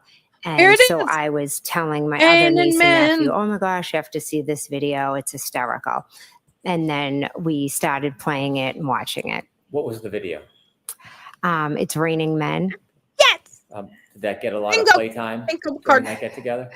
Well, I have one sister who sometimes has a little too much to drink, takes out an umbrella and will dance. So it's a family joke. While you were at your sister's house, what area of the house were you spending time in? And I was in the kitchen. What was the mood of everybody in the house, as far as you remember? Everybody was in a great mood. Was there any fighting? No, Any arguing? no, Any violence? no. Was it a celebratory mood? Yes. As you were in the house, were you waiting for anybody else that you expected to come? Yes, I was expecting John and Karen to come.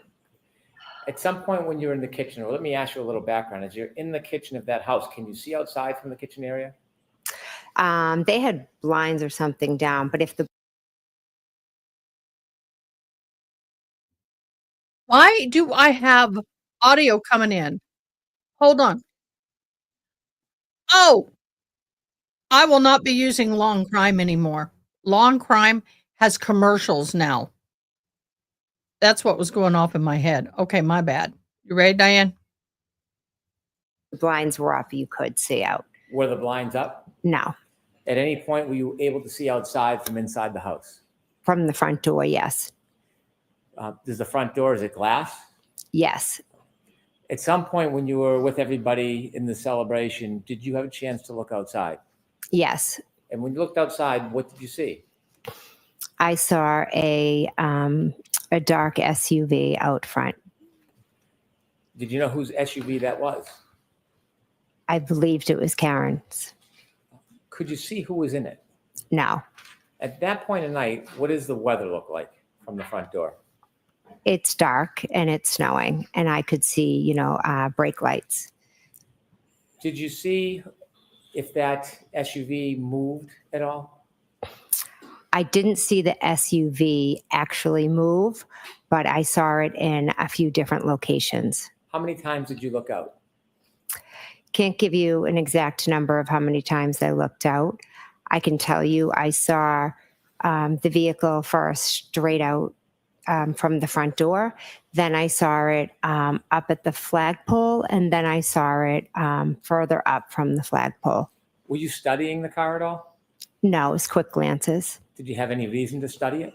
No, What were you expecting was going to happen? I was expecting John and Karen to come into the house. Did they ever make it in the house? No, they did not. As you were waiting, were you doing anything else in addition to waiting for them to come in? Yes, so I was sitting at the table. Someone made mention of a car out front, so I got up, went to the door, looked out, and then I would go back to the table, and where we were just all laughing, talking, playing music, just hanging out, not really thinking much about anything. Did you ever reach out to John when you thought the car out front was the defendant's car with John in it? Did you ever reach out to him? Yes, I did. How did you reach out to him? I texted him. Do you know if there was a phone call that was made to you before 12:30? A 7-second phone call? From John? Yes. I don't. You mentioned you had spoken to him about directions. Is that the last time you heard his voice? Yes. When the car was out front, did you exchange text messages, or were you simply texting him? I was texting him. Do you remember what you were texting him? The first time I said here, What do you mean by here? Was that like exclamation point? here, question mark, because that's when I saw the car. You were wondering whether that was him? Yes. Did you send any other text messages that you can remember? After I saw the car move locations, when I saw it go up to the flagpole, I said, pull behind me. And do you remember any other communications you had with him? Was he texting you anything? No, Did he ever text you again that night? he never texted me again. Never called again? No, Did you continue to text him over the next 15, 20 minutes? I did, yes. And so at some point, did you realize that John O'Keefe and the defendant weren't coming in the house? Yes, when the car was gone. Did you ever go outside through the storm down to the flagpole to speak to them? No. Why not? Why would I? I was just asking. All right. I had no reason to. So when you were in the house, at some point, did you notice that that car was gone? Yes. Were you marking the time or keeping track of it? No. After you didn't see the defendant's car anymore, did you stay? Yes. How long do you think you stayed for at the house? I stayed till about around 1:30, 1:45-ish. Did anybody else come in the house up until 1:45? No. Did people leave at certain times? Yes, people did leave. Who was the first to leave? Brian Higgins. Do you remember about what time he left? I don't. And after Mr. Higgins left, do you know who left? I'm not sure. I believe it was us, and then my niece Caitlin was also like at the door. It was kind of in a row. Brian left, and then a little bit later, I think it was myself, Matt, Julie, and Sarah left, but Caitlin was at the door. I believe she was waiting for her ride. How much longer after Mr. Higgins left did you leave? Maybe a half. I honestly can't say. I think he was there for a while I was there. So maybe he left anywhere from 15 minutes, approximately 15, 20 minutes before. We need to check our notes because I could have sworn Mr. Higgins left a lot sooner than she's implying. I did, or maybe a little more. You mentioned that you had left the waterfall after midnight, Yes. and you had phone calls with Mr. O'Keefe along the way. Yes. Do you know that there are phone records with your text messages and phone calls in them? Yes.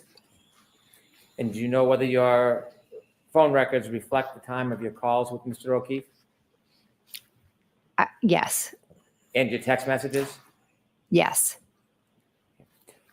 When you were texting Mr.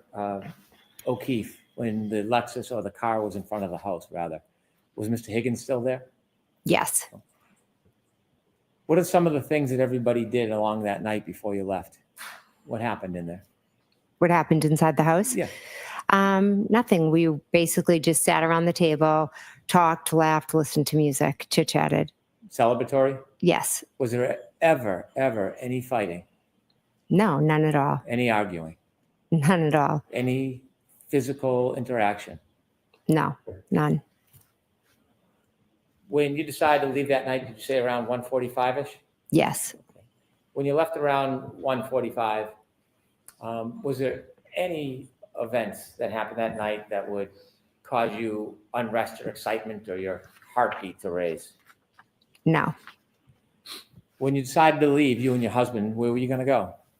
We were dropping off Julie Nagel and Sarah Levinson, and then we were going home.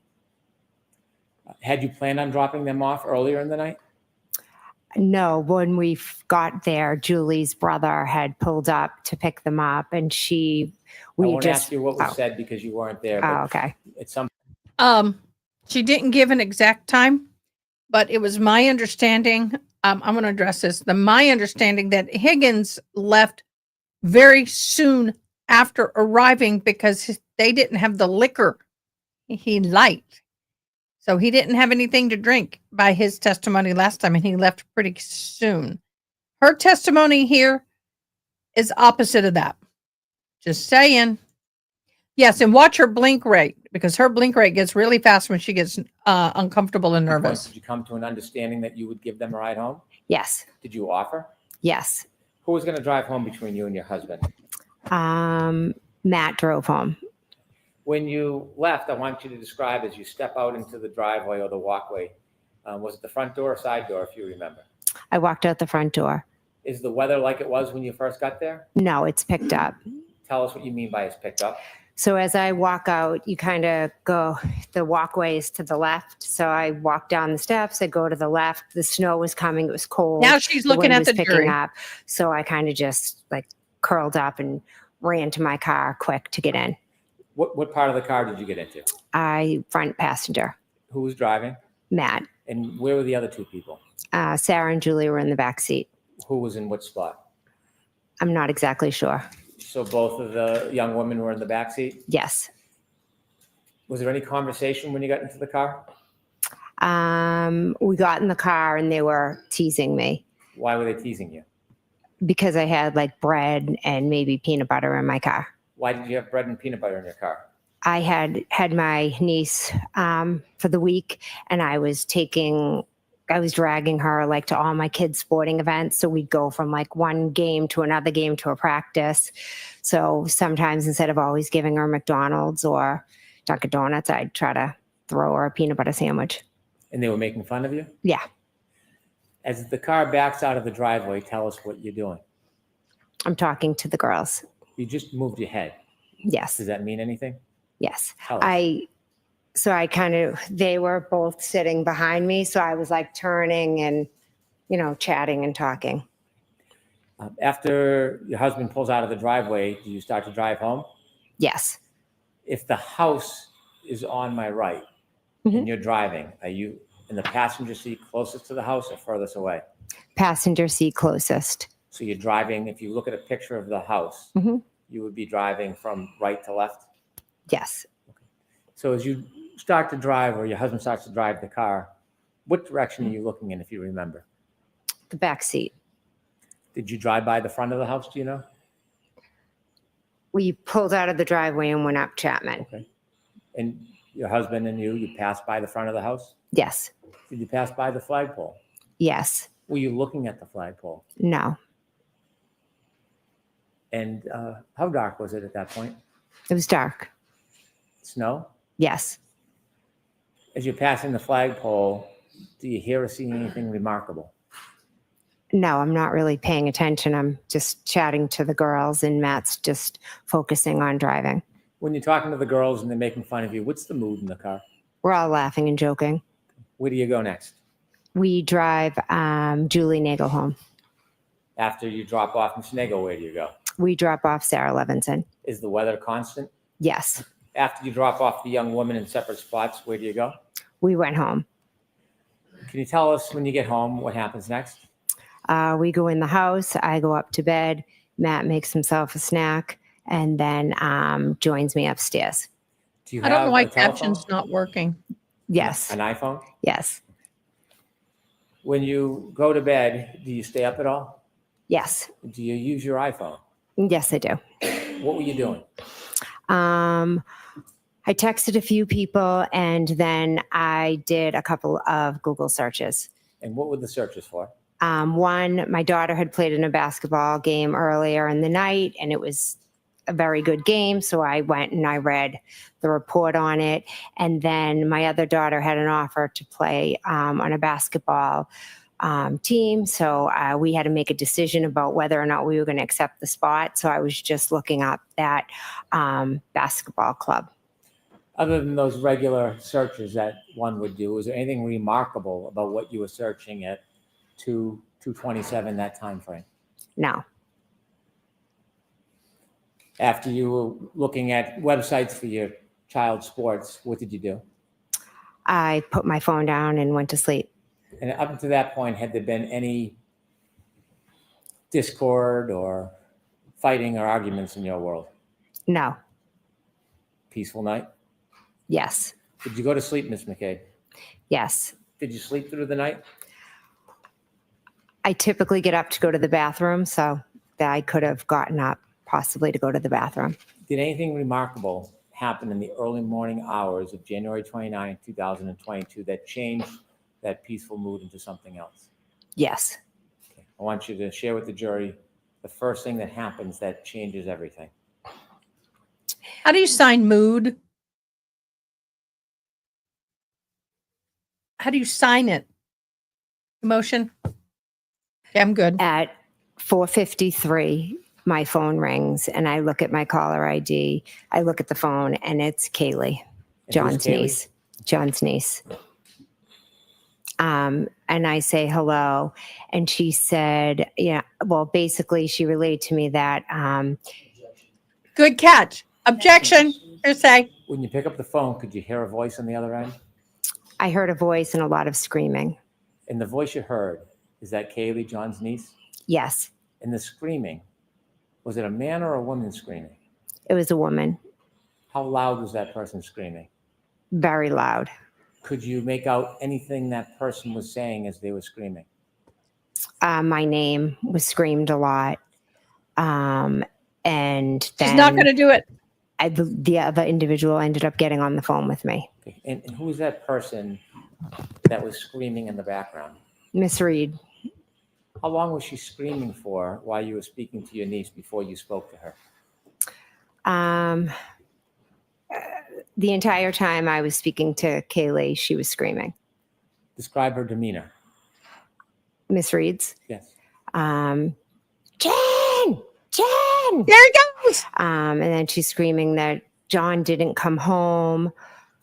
She left him at the waterfall. She was hysterical. It was very hard to follow what she was saying. She didn't do it 3 times. She only did it twice. Last for? I'm not sure how long, maybe possibly a few minutes, but it was loud enough and long enough that my husband shot up in bed thinking one of my kids had come in the room screaming. I don't remember that part with the kid coming in the room screaming. That's news to me. Without saying what your niece said, could you describe your niece's demeanor when you first spoke to her? I mean, John's niece's demeanor. I would say Kaylee sounded concerned, uneasy. I know, I did too. During that phone call, other than the screaming and the screaming of your name, did the defendant give you any information other than she had dropped John off at the waterfall? They'd gotten into a fight. She had left him there and he didn't come home. And when you were woken up, were you in a sleep when you were woken up? Yes, I was sound asleep. What was your mental state like when you first woke up and got that call? Well, I had been up late. I had taken my medication that I take for my MS, so I was definitely a bit groggy when I first woke up. So immediately I just wanted to help her. She was hysterical. Kaylee was upset. So I went into that kind of mom mode of what can I do? How can I help? So I immediately was like thinking, okay, well, if you left him at the waterfall, let me think who was still there, or, you know, how can I help you? How can we find John? Did you have a plan when you ended that first call? I did. I knew Chris Albert had still been at the waterfall when I left. So I thought if Karen and John had gotten into a fight, maybe Chris had walked out of the bar and Chris lived local to the bar, thought maybe they walked back to Chris's together. So what did you? That is a change in testimony. You are correct, you guys. That is a huge change in testimony from the last trial. You do. So I called Chris Albert's wife, Julie. Did you speak to her? No, she never answered. After you had a moment to make a phone call and think about things, did your head become any more clearer? It did. And I was, reminded by my husband that we had seen Karen in John's car outside of Fairview. When he reminded That's you, did news. you independently remember the That's text new. messages that you sent to John earlier that evening? Immediately, I was like, oh my God, you're right. Did you remember that you had seen what you believed to be the defendant's car in front of the house and near the flagpole? Objection, Your Honor. Watch the form. Okay. What did you remember? What came to mind after you spoke to your husband about your memory from earlier that evening? The minute he said it, I remember seeing the SUV and then all the text messages that I had and the phone conversation with John. So after the defendant spoke to you and said she had left the defendant at the waterfall and you had time to think about your memories, did you react or do anything with that? Yes, I believe I called Kaylee back. Why did you call Kaylee? I didn't have Miss Reed's phone number. When you called Kaylee back, did you speak to anybody? Yes, I believe Kaylee and then Miss Reed. When you first spoke to Kaylee, could you hear anything other than Kaylee? The screaming. Was it any different or was it similar to the first time you spoke by phone? Similar to the first time. Regarding the demeanor or intensity, had it changed at all? Not at all. You mentioned the first time that you had that phone call, the defendant was screaming your name. Jen, Yes. Jen. Was she saying your name in the second call or was it just general screaming? My name. And then when she got on the phone, I had told her, Karen, I saw you guys outside of my sister's house. And then she told me she didn't remember being there. We and know. Then she went on to say, she started saying, could I have hit him? Did I hit him? I don't. And then she just. Does that count, June? Just all over. Does that count, June? I hit him. Could I hit him? I hit him. I hit him. I hit him. Let me know if it counts, because if so, we got another bingo. Over the place, like screaming my name, screaming so many different things. She was hard to follow or understand. When she was saying to you, did I hit him? Could have I hit him? Was that before or after you informed her that you had seen her out front of your sister's house? It was after I told her that. She also informed me that she had cracked her taillight. In that conversation, she told you that? In one of the conversations I had with her in my bedroom, yes. Wrong, When wrong. That was not in last testimony, I believe. Ronnie, you might want to research that. when you told her that you had seen her out front, and she Mhm. had said that she didn't remember that night. I'm was that interpreting before or the after she lawyer, was saying, Diane. did I hit him? Could have I hit him? Can you repeat the question? When Sorry. she was telling you about that she didn't remember that night, Mhm. was that before or after you had told her about seeing her car? When I said I saw her at Fairview, then her response was she didn't even remember going there. Did she ever deny that she came to Mr. O'Keefe's house? I mean, to your sister's house? No. When she told you or said to you, did I hit him or could have I hit him or something like that, did you have any idea what she was talking about? No, I didn't pay attention to it. When she told you that she had cracked her taillight the night before, did that have any significance at that time to you? No. So in telling you these different things, did you ever piece them together at that time? No. What was your primary motivation at that point? I just wanted to help her because she was hysterical. Kaylee was very upset, so I wanted to help her and I wanted to find John. So after she told you these things about whether she could or did hit her and the light and not remembering, did the conversation end or did it progress? At some point I was then going into like, okay, well, if she brought him there and left him there, where was he? Because he never came in the house and she doesn't know where he is. So now where could he be? So I started thinking there was another gentleman that was supposed to meet us out at the bar who John was friends with. So I thought, okay, well, in my head, I'm thinking maybe they got into a fight. John got out of the car and he connected with this guy because he was at a party. Okay. Why? This is where I have a problem with her testimony, and I'm stopping for a reason. Why are you laying the basis that the two of them could have gotten in a fight? This is planting seeds in the jury's mind when that is nowhere what you thought. And I don't think that's what you even said in the first trial. Diane, I got to take an emergency comfort break. I'll be right back. Party on the street. What was that Over. person's name? His name is Tom Beatty. Did you call him? Yes. Did you get a chance to speak to him that night? That morning? Yes. No. Did you call around anywhere else? I believe I called my sister. I called John. I called Tom Beatty. I called his daughter. You called John O'Keefe's phone? Yes. Did he answer? No. Did it go right to voicemail? I don't remember. Did you text anybody? I honestly don't remember if I texted. I primarily think I was just trying to call as many people as I could and try to figure out what happened. So you had two conversations at this point with the defendant while you were still home. Yes. Was there any further phone calls that you had before you did something? I'm not sure if I know I went downstairs to make coffee because my plan was to go with my husband. I said, come on, let's just go over to Tom Beatty's. Let's see. Maybe John's there. He passed out on the couch. I'm not sure if Karen called me again or not.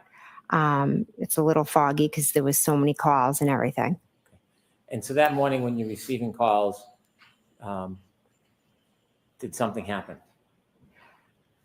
Karen showed up at my house. How did you know Karen showed up at your house? I could hear her screaming out front. And about what time is this? Approximately 5:20, 5:30. I can't be Were sure. you worried for John at this point? Not particularly, no. Were you screaming? No. Now, at this point, this moment when you hear her outside of your house yelling, early morning hours, did you know a person by the name of Kerry Roberts? I knew of her. I'd met her once. Were you friends with her at that time? No. Had you socialized with her at that time? No. Had you ever seen her before with John? Once. Tell me about that. Years earlier, as I said earlier, I used to take Kaylee on Friday nights, and Kerry was the one who would take Patrick on Friday night. So we would each have the kids. And to thank us, one day John told us how he got a discount at Reebok and to get our kids' shoe sizes, and he was going to buy us all sneakers, just as a way to say thank you for helping. So we all went to the store together, and then John took Kerry and myself to the hillside for lunch. How many years before this moment was that? Oh, gosh. Well, I think that's when my daughter was in kindergarten or first grade, and at this point she was in 8th grade. So like 7 years. Had you ever spent any other time with Kerry Roberts before this morning? No. Were you friends at that point? No. How would you consider your relationship with Miss Roberts on that morning when Miss Reed arrived to your home? I had met her once, and that was the extent of it. I wouldn't say I knew her at all beyond that one time I went out with her. I want you to take us back now to when you first hear the defendant in your driveway yelling. When you hear that, do you hear any words, or is it general yelling? So I hear yelling. So I was downstairs making coffee. I go to my front door and I open it, and she's screaming, Jen, Jen. She's screaming that 3 times. And then she was saying, we have to go to Fairview. A lot of the, could I have hit him? Did I hit him? Just, she was on repeat. What did you do? My husband came running down the hall and was like, tell her to shut up. She's going to wake up the neighbors. And then I said, I'm just going to go with her. I'm going to go look for John. And then he yelled down saying something like, you can't be driving around in this weather, with a broken taillight. When you saw the defendant at your front door, had the weather changed overnight? Yes. Was it different? Yes. Now the snow had intensified. It was almost like it was dark outside, but it was like whiteout conditions. How dark? Dark. It was dark. It was like 5:30 in the morning. What was the visibility like? Not good. After you meet the defendant at your door, do you let her in, or does she stay outside? I'm not sure if I just grabbed my coffee and ran out, or whether she came in. So we went down my walkway. She was just kind of running all around. The driver's door was open. So I told her I was going to drive because I thought she was too hysterical to drive. In the meantime, all of a sudden there was a car at the end of my street and there was a plow behind it. The car that came to the end of your street, do you know where it went? I meant the end of my driveway. I'm sorry. When you say the end of your driveway, did it pull into your driveway? No, it just kind of stopped right at the base of my driveway. Okay. How far behind your car was that car? Not far, because I interpret lawyer. Not too far. Okay. Did you know who was in that car? No. Did you learn who was in that car? Yes. How did you learn who was in the car? Because I said, who is that? Did you ask the defendant, or did you walk up? I asked the defendant, and she told me it was Kerry Yep, Roberts. it's starting. Did you meet Kerry Roberts face to face in your driveway that morning? Yes, I wouldn't say we met. It was more of a, the plow was coming, so then she was having to move down the street, and then either Karen called her or she called Karen, but they were on the phone, Karen's phone over the car, so they started talking. Did you get into the defendant's car? Yes, we did. I got in the car with Miss Reed. When you got in the car, you were in the driver's seat. Was Miss Reed in the passenger front? Yes. You said there was an open call. Is this something you could hear on a speaker? Yes. At that point, had you had a chance to go and look at the taillight of that car? No. Did you have any interest in the taillight at that point? No. There was an open call between who? Karen and Kerry Roberts. Can you describe what you heard in that call?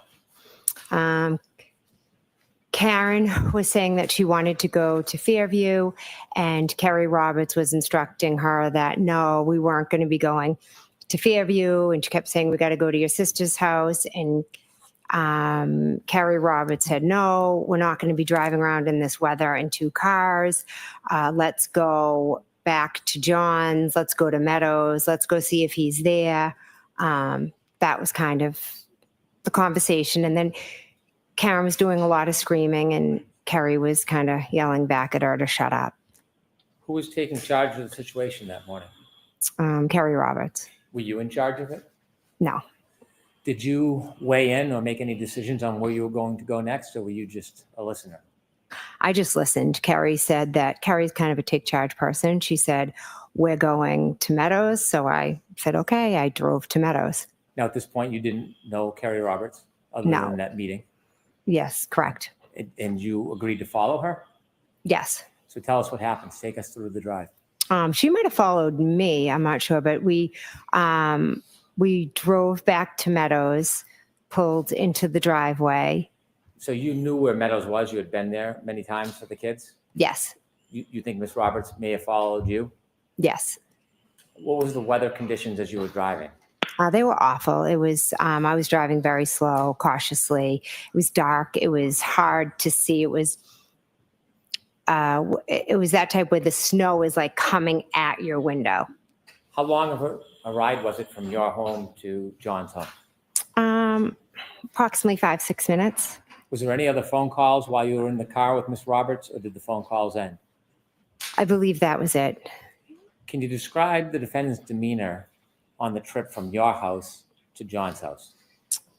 She was just screaming, yelling things. It was almost like everything she said 3 times. And she just went from one thing to the next. She was quite hysterical. Do you remember what she was yelling about? About going to Fairview, asking, could she have hit him? Did I hit him? How many times did she raise the question, did I hit him? Could have I hit him? A good amount. Did you ever speak to her about that? No. At some point, did you finally get to John's home? Yes, When you got to John's home, who pulled in the driveway first? I did. Where did you pull in respect to the driveway? I just pulled straight in next to the garage. Did you see where Miss Roberts went? I believe she pulled in behind me. After you pulled into Meadows, John's home, and you stopped, what happened next? We go into John's house. When you went into John's house, did you all go in the same way? Yes, we went through the garage. And before going into John's home, did you do anything? Before entering into the house? Yes. I took off my shoes. You took off your shoes? Yes. Why did you do that? Because you always had to take your shoes off at John's. He didn't want you to track. He would have yelled at me for tracking snow in his house. Did you see if Kerry took her shoes off or not? I believe she did. Did you see whether the defendant took her shoes off or not? She just walked right in. How would you remember that? Because I thought it was strange. What was your purpose when you went into the house? What was the number one thing that you were worried about? We were looking for John. Anything else on your mind when you went into his house? Also, I knew Kaylee was there. Now, at this point, did you have a close relationship with Kaylee? Yes. Do you still? Yes. What did you do when you went in the house? Where did you go? I walked through the kitchen, and then I kind of peeked into the TV room. I walked through the dining room, and then before I went up the stairs, I kind of peeked into a living room. I went up to the top of the stairs. I peeked into John's room, and then I went into Kaylee's room. Did you ever see John? No, Why did you go to Kaylee's room? because I wanted to go check on Kaylee. Did you have a chance to speak to her? I did, yes. What was her demeanor at that point? She was very, she was in the bed. She was holding on to her phone. She was terrified. Was she screaming? No, Did you provide her any comfort? yes. I told her that I was going to go out. I told Kaylee that I was going to go out with them and I was going to find John. And I promised her that everything would be okay. Never make those promises.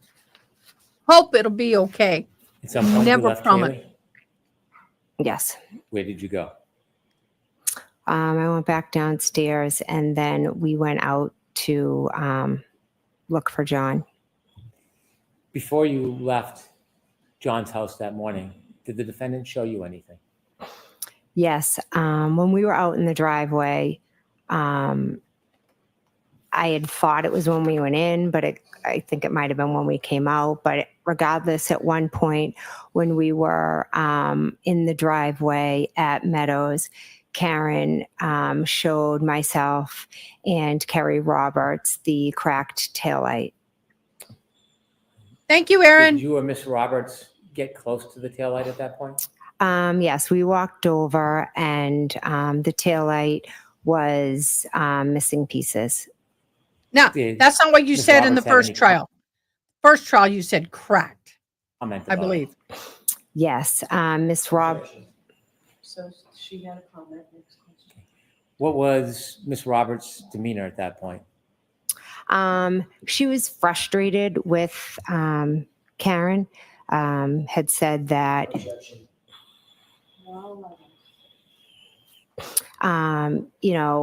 had said that Karen basically was telling her to shut up. You were so drunk, you could have hit anything last night. And then Kerry, I remember just thinking, all right, let's go. And I remember Kerry thinking, oh, Well, someone's let me going to not get ask you what Kerry Kerry- thinking. Sorry.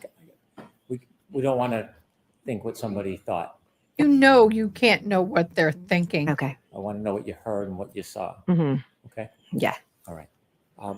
At some point when you were looking at the taillight with missing pieces with the defendant and Miss Roberts, did you see Miss Roberts point anything out? Yes. Share that with us. She pointed a piece that was sticking out and was concerned that someone was going to catch their coat or something on it. Bullshit. Sorry, I'm doing it.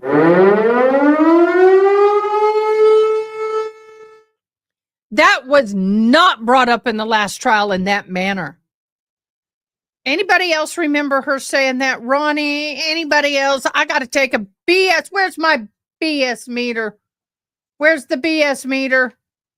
Oh, Gerald just came in and he shut my door. What are you shutting my door for? Yelling so loud, if they came in, they'd be scared. I don't care. The shite's getting deep in here.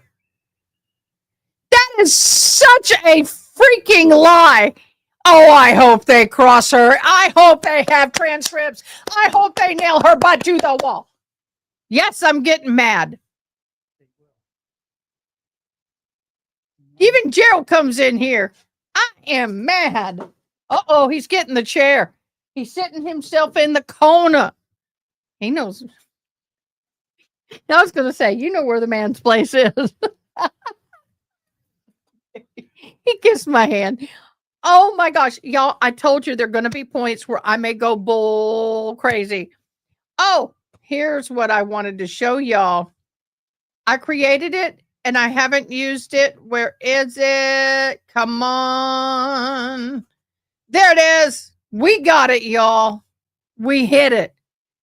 She finally hit the BS meter. I don't care. It's a cow with poop. That's the closest I can get. What? Wait a minute, Diane. What? I said you could have done a unicorn with stars and rainbows. No. You hear my granddaughter? No. I'm sorry. I didn't know she was in there and I'm cussing. Yeah, she likes my office. She likes to lay on my little bench I got in here and spend time with me, even though I'm Oh, awake. and the interpreters needed a little few minute break, y'all. Y'all have no idea how much work this is, and we needed a little humor break. Let me tell you. Okay, no. She added a few things to her testimony this time. She has. Oh, what? Everybody's going, What? I would love to see Emily D. Baker's reaction to that one. Today, She'd be doing, Gerald, why are you calling me? You're right next to me. Why are you calling me? And he's sitting here going, he's snickering. he's got that sheepish grin. He doesn't know how to control it. Ah, well. Ginger snap. Yeah, this snapped me, ma'am. All right, we're gonna get back into it, but I'm trying so hard not to tell everybody everything that's happened, but it is definitely one of those things that she is changed her story on several points. And the thing about the tail light, she said it was cracked. Never did she say in the last trial that a piece was sticking out and they could catch their sweater or jacket on it. That's how you know those two women have been talking about testimony. And I want to know what the conversation she had when she was at the Attorney General's office yesterday.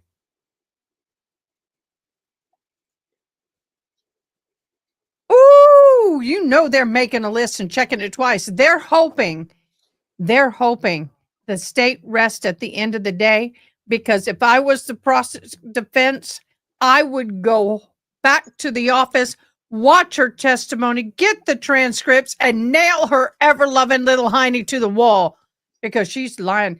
And you know she's been coached, because her behavior is totally different. After News Junkie, after today, I want you to go back. I think it was day 14, 15, second half or end of day 14, 15, and 16. She was on the stand.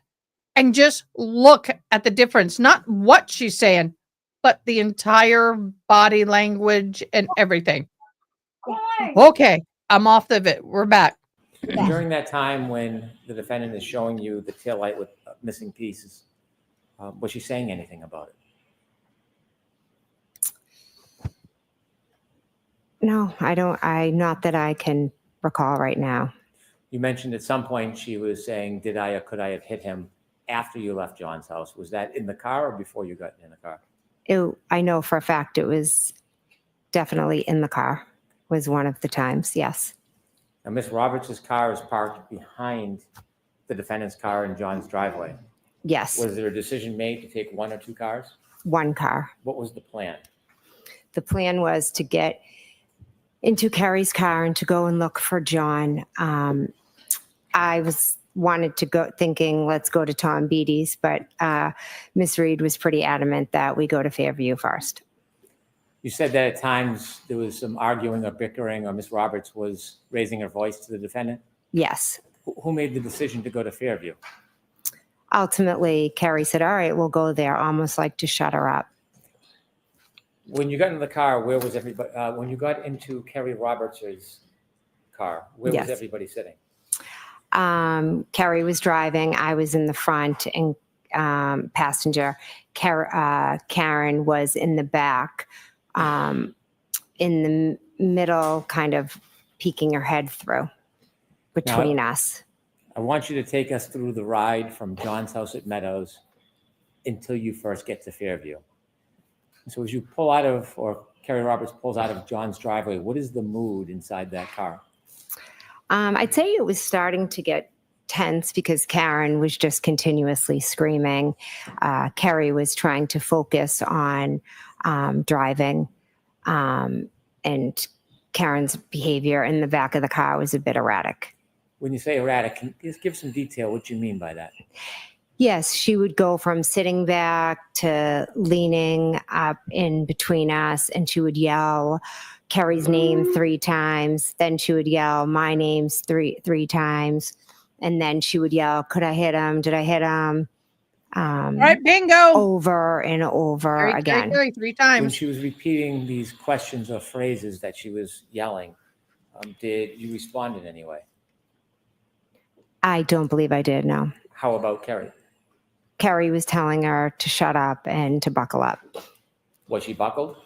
I don't believe so. You began your drive from Mr. O'Keefe's home at Meadows to Fairview. Is the weather getting better? No, it's getting worse. Is the visibility still difficult? It was terrible. As you began that drive to Fairview, was there anything that you were doing on the way? Yes, I was just kind of looking out the window intently to see if I saw anything. What were you looking for?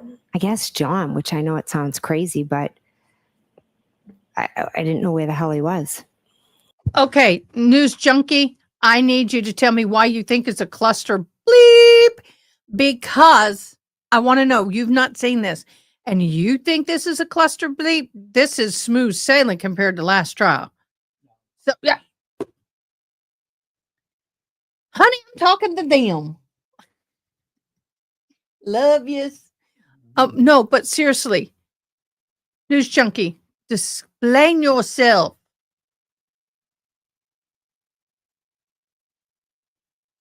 Diane, you're too close. You're losing your hands. Did you have any difficulty seeing from the car the side of the road? Yes. Did you see what direction Ms. Roberts was looking when she was driving? Well, she, it was hard because she needed to focus on driving because the conditions were that bad. Why were you out? To see the defendant on that drive at all? Yes. Was she looking out the windows with you? No, she was popping back and forth and screaming. Was it constant screaming or did it change at all? She would scream and then kind of sit back and she'd almost be like quiet for a minute. It was like, okay, good. And then she'd start again. In those quiet times, do you know what, if anything, she was doing? I didn't know what she was doing that morning, no.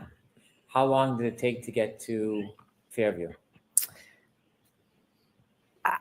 I don't know. I'm going to assume maybe 10 minutes, like with the weather, maybe 10 minutes. I'm not, give or take approximately. As you're approaching 34 Fairview Road, before you get there, is Fairview going to be on your left side, driver's side, or on the right side? As we're pulling up, it's on the driver's side. Carrie's going to take a left down Fairview off of Chapman. I want you to take us back to that morning, about 20 or 30 yards before you get to Fairview. Mm-hmm. You're in the car with Miss Roberts and the defendant? Yes. What's happening in the car? Karen's is screaming, and at that point she had asked if John could be cheating on her and if John could be with Bella's mom. And then what happens?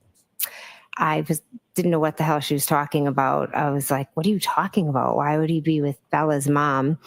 And then Carrie said, well, do you think he could have walked to, there was another woman years before that John had dated who lived on the next street over to her house.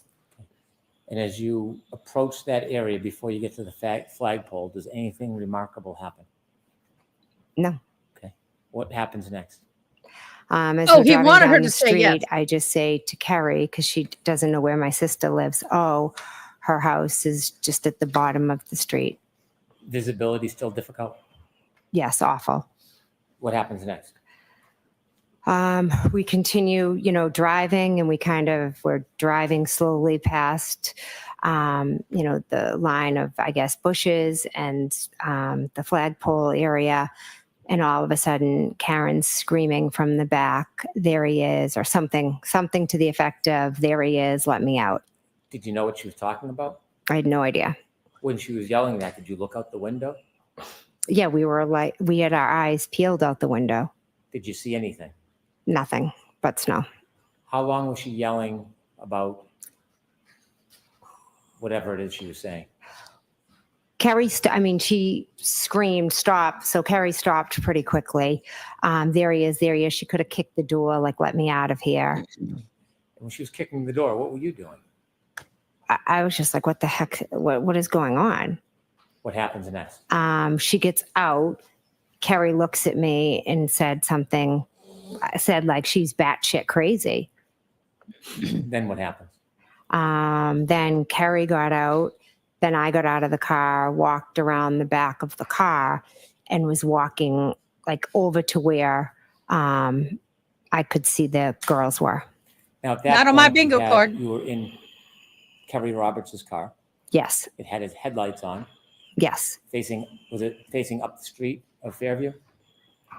Well, we had come down the hill, so yes, up the street. There was no other lighting in that area? I do not believe so. No fire engines or ambulances at that point? No, No police cars? no, Any street lights? it was dark. When you got out of the car, did you look towards the Got a area job? of the flagpole? Yes, Could you see anything at that point? no. How close did you No, get no, to come the here. area of the flagpole before you could first actually see something?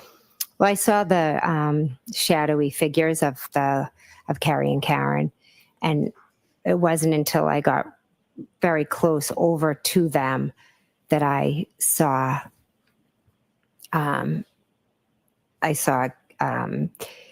Carrie removing the snow from John's face. Is that the first moment you realized that that was John O'Keefe on the ground? Yes, it was. When you see Carrie removing the snow from John's face, what do you do? I was frozen. I was shocked. I couldn't believe that was him just lying there. Tell us what you're seeing. What do I see? I see Carrie just wiping the snow off. Karen had straddled him and had lifted her shirt and his shirt and was laying on him, and Carrie was screaming at her to get off of him. And I was literally just stunned. I mean, there he was. What did John look like when you saw him? I couldn't see much Diane, of his face. 'Cause I'll the be right rest back. I could was snow and Karen was moving over him, but he just looked like just him, but just like frozen. What did you do? At first, I just stood there for a minute because I couldn't believe it was him. And then Carrie Roberts and I made eye contact. And I knew, I was like, all right, I'm going to call 911. But I think I knew in that moment that John, was dead. Did you call 911? Yeah, I started to call 911 and Carrie and Karen were just screaming. And so I walked back towards Carrie's car. And then Carrie was also yelling at me to go to the back of the car to look for blankets and towels. So as I was calling 911, I was at the back of the car looking for the towels and the blankets to bring over to Carrie. And while I was doing that, I believe 911 answered. Did you speak to 911? I did, yes. Did you get the towels and blankets that Carrie had requested? I did, yes. After your phone call with 911 and you had the towels and blankets, tell us what happens next. So after I called 911, I went back over to Carrie, Karen, and John. And at that point, Carrie asked if I would take over compressions.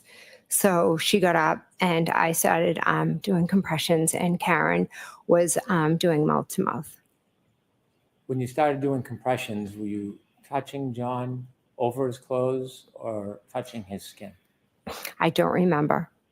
Did you at that point get a chance to touch John's body and see how it felt temperature-wise? I just remember when I was doing the compressions, I don't really know how to explain it. It just felt very funny. Oh, wait. Did Carrie say she did compressions? And now you're saying you did compressions? That's not what you said last trial. I'm just bringing a point. It wasn't like normal. Wow. I don't.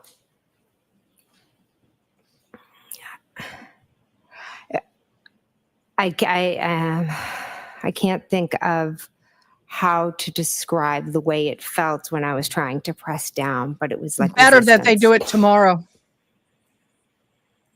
How long did you try to give compressions and give aid to John for?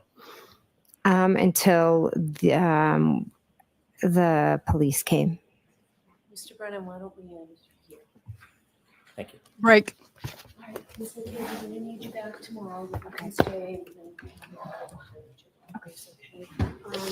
Okay, no, no, Junkie, we are sorry. It is so hard. My apologies. It is so hard. This case, if you happen to see, hear, or read anything, Okay, let me do this. It is so hard, News Junkie, because it's hard to unsee things you've already seen. Yeah. News Junkie, take care. We hope. All right, tomorrow I won't do it again. News Junkie, my apologies. I will not do that tomorrow.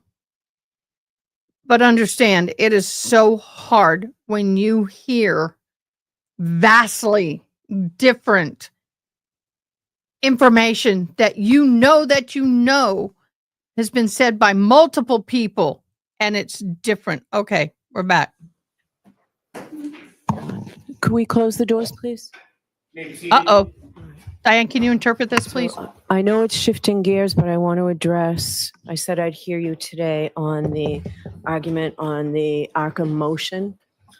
Mr. Brennan, do you need a minute or can you argue that? I'm sorry, Your Honor, I was looking at my notebook. What issue would you like to address? Your motion yesterday. We had the motion and I told you that I would hear you on argument and it's very brief. 10 minutes, please. Oh, 10 minutes for him. Oh, I didn't notice she wasn't here. Okay. Sure. All right. 5 minutes. Okay, Karen Reed went to the restroom. It is hard not to comment on some of these differences for me. Dr. Wolf admitted. Hold on. Let me ooch back.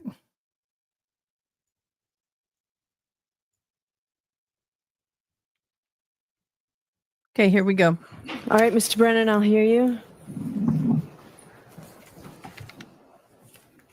Your Honor, in light of yesterday's hearing with the ARCA witnesses, the Commonwealth is going to ask the court to preclude the ARCA witnesses from testifying both about any new testing and any new opinions, and secondly, from testifying about their original opinions turned over in a report prior to last year's trial. To be brief, what we learned or confirmed is that we do not have all of the discovery of communications. There was a court order for the ARCA witnesses to provide Your Honor with all of their information, phone records, text messages, communications about this case. Instead of providing their information to the court, they instead chose to send it to the defense, and then it was summarized and provided by the defense to the court and to the Commonwealth. It appears to me that is not in compliance with the court's order. What we learned during the hearing yesterday is that Dr. Wolf admittedly destroyed over 100 text messages. Now, he mentioned that he changed phone carriers, but then later admitted that he actually intentionally, for no apparent reason, destroyed the text messages in this case. And so what is left for Your Honor to look at is a summary of phone records from the defense and ARCA's information that is passed through the defense to the court. You do not have the text messages. You do not have the content of the text messages. There is no summary of the conversations, dozens and dozens of calls between the defense and the experts. It is difficult to believe that all of those text messages and all of those phone conversations dealt with simply logistics. In fact, we later learned during the questioning of Dr. Retrial, there is much more involved than simply logistics. But to get back to Dr. Wolf, he did not disclose to the court that he was communicating and having conversations on Signal. How odd. An expert using Signal. Never used it before. Dr. Retrial said would not use Signal, never use Signal. But Signal, as we know, is an application that does not create a record of communications.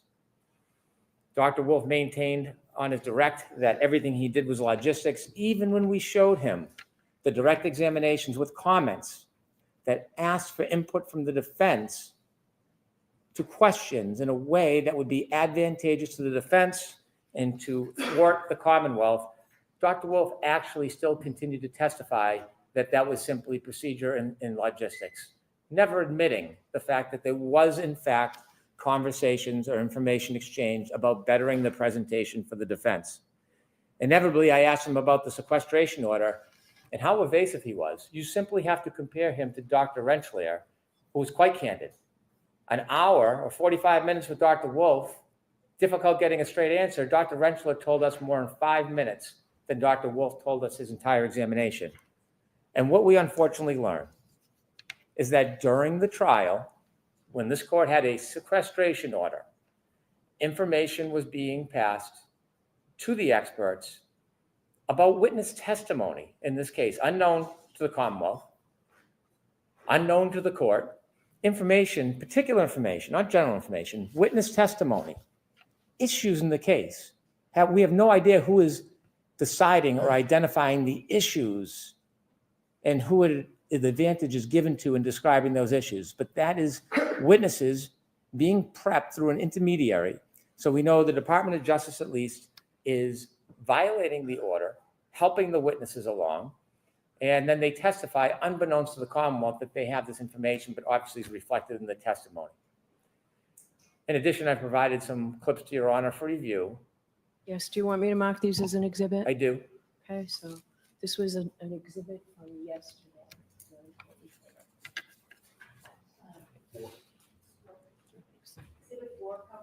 I did have the opportunity to look at them. I suggest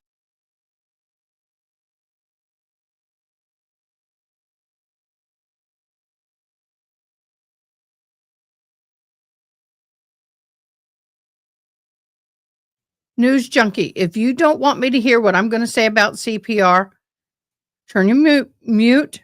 I'll raise my hand when I'm done. I'll give you a minute because I know there's a delay. So if you don't want to hear what I'm going to say about the CPR BS, mute. And when I raise my hand, I'm done talking about it.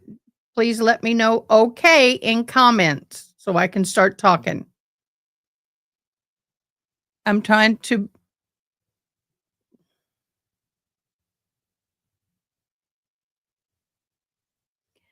make sure I don't offend you. But I can't let this go. So let me know. Let me know. Because otherwise I'm going to start talking right about now. Okay.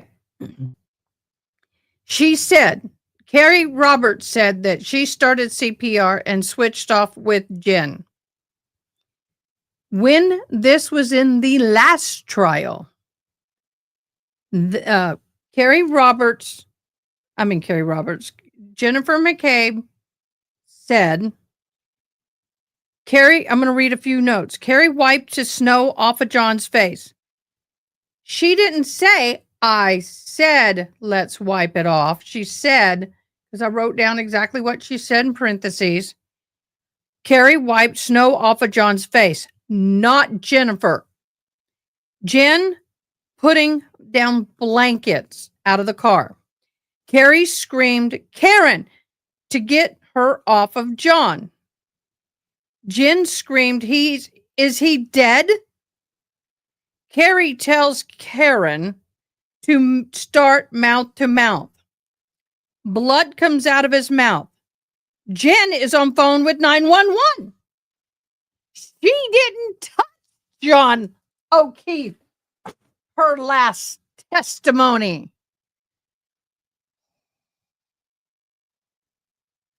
And then, when did anybody know what day Carrie Roberts, I'm looking for her in my list so I figure out what day. Julie, Ryan, Heather, Ricky, Colin, Matthew, Jennifer, McCabe. Carrie Roberts was at the end of day 16. So let me get to that because it's right here. Jen McCabe and then Carrie Roberts. Okay.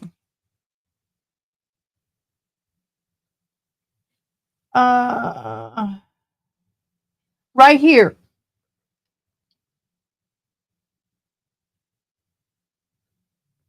Karen Reed lifted up the shirt and laid on him. She was trying to get him warm. Karen Reed was moving everywhere. Carrie Roberts digging out John O'Keefe's head out of the snow. So Carrie Roberts and Jennifer McCabe both said last time that Carrie Roberts dug the head out of the snow. Brushing off the snow, blood on his mouth, eyes were swollen. There was blood on the blanket. Told Karen Reed to get off John, told Jen to call 911. CPR started. Karen Reed was doing mouth to mouth. I don't see any video, nor can I remember any video that was there when the car drove up with the two women doing CPR. It was Karen Reed.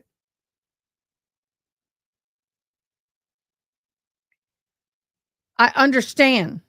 I'm giving the chain of comments.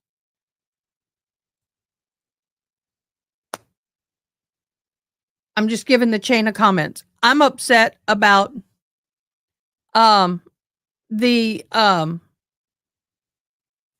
upset about the CPR stuff. That's bullcrap. All right, we'll go back. Just that the relationship was not resigned to mere logistics. And so from that subterfuge, what we stand with today is that we know that the witnesses were well prepared. We know that there was not true independence. And what we know is that they are refusing to provide the necessary information to support their original opinions that they gave at the first trial. They cited that it was a protective order. Perhaps it is. That has nothing to do with the issue. By calling the ARCA witnesses as their witnesses, they then have the obligation to comply with Rule 14. Unlike the first trial, where the Commonwealth had no ability to do any testing, review, vet the reliability of the information, properly prepare for cross-examination, this trial, that should not occur. Just because it happened last trial and the Commonwealth was disadvantaged does not mean it should happen this trial. And that is precisely why I began moving for discovery in this case early on. Inevitably, if these witnesses cannot provide information because it's under a protective order, it may not be the defendant's fault in its inception, but it is their problem and difficulty because they chose to hire the ARCA witnesses. They could have chosen any witnesses they want. Rule 14 is not obviated because they made a strategic decision to call the ARCA witnesses. So now going into this trial, even Dr. Rensselaer admitted that an expert should have time, in their opinion, a month or more, to review the raw materials. It's not enough simply to have a report, as Attorney Alisi preached during his argument. We should have the opportunity to go through the raw data, the history, the videos, determine whether there's any failed testing. We don't have that benefit. And so my position has changed, that those early opinions should not come in because we have no ability to fairly cross-examine. As for the new opinions, the report may not be done till May 7th. We are in the middle of trial. Concedingly by the defense, or at least their witnesses, it takes a month to go through the discovery. When I filed my motion on the eve of trial that we would be unable to prepare or we would want a continuance in this case, I appreciate why this case wasn't continued. But I knew, given our scheduling, our experts will not be able to look at this material. Our expert is away until after the first week of May. He is going to be That's not their testifying shortly problem. after. He will have no ability to digest this enormous amount of materials, vet whether it's accurate or not, conduct tests to combat it if he thinks that it's inaccurate or unfair. And so the discovery violations, regardless of the state of mind, are upon the defendant. There is no exception that you used ARCA witnesses. There is no exception that you hired somebody that used to be under a federal protective order. They chose them, and I would suggest it seems strategically. When we noticed we'd have new experts in October, the defense from past experience, and probably other experience, but we know from this case, knows the process. They would have to file a TUI letter and wait for a response. And yet they waited until February to seek permission, which then extended their permission past February into March. And then they didn't even start the review until late March.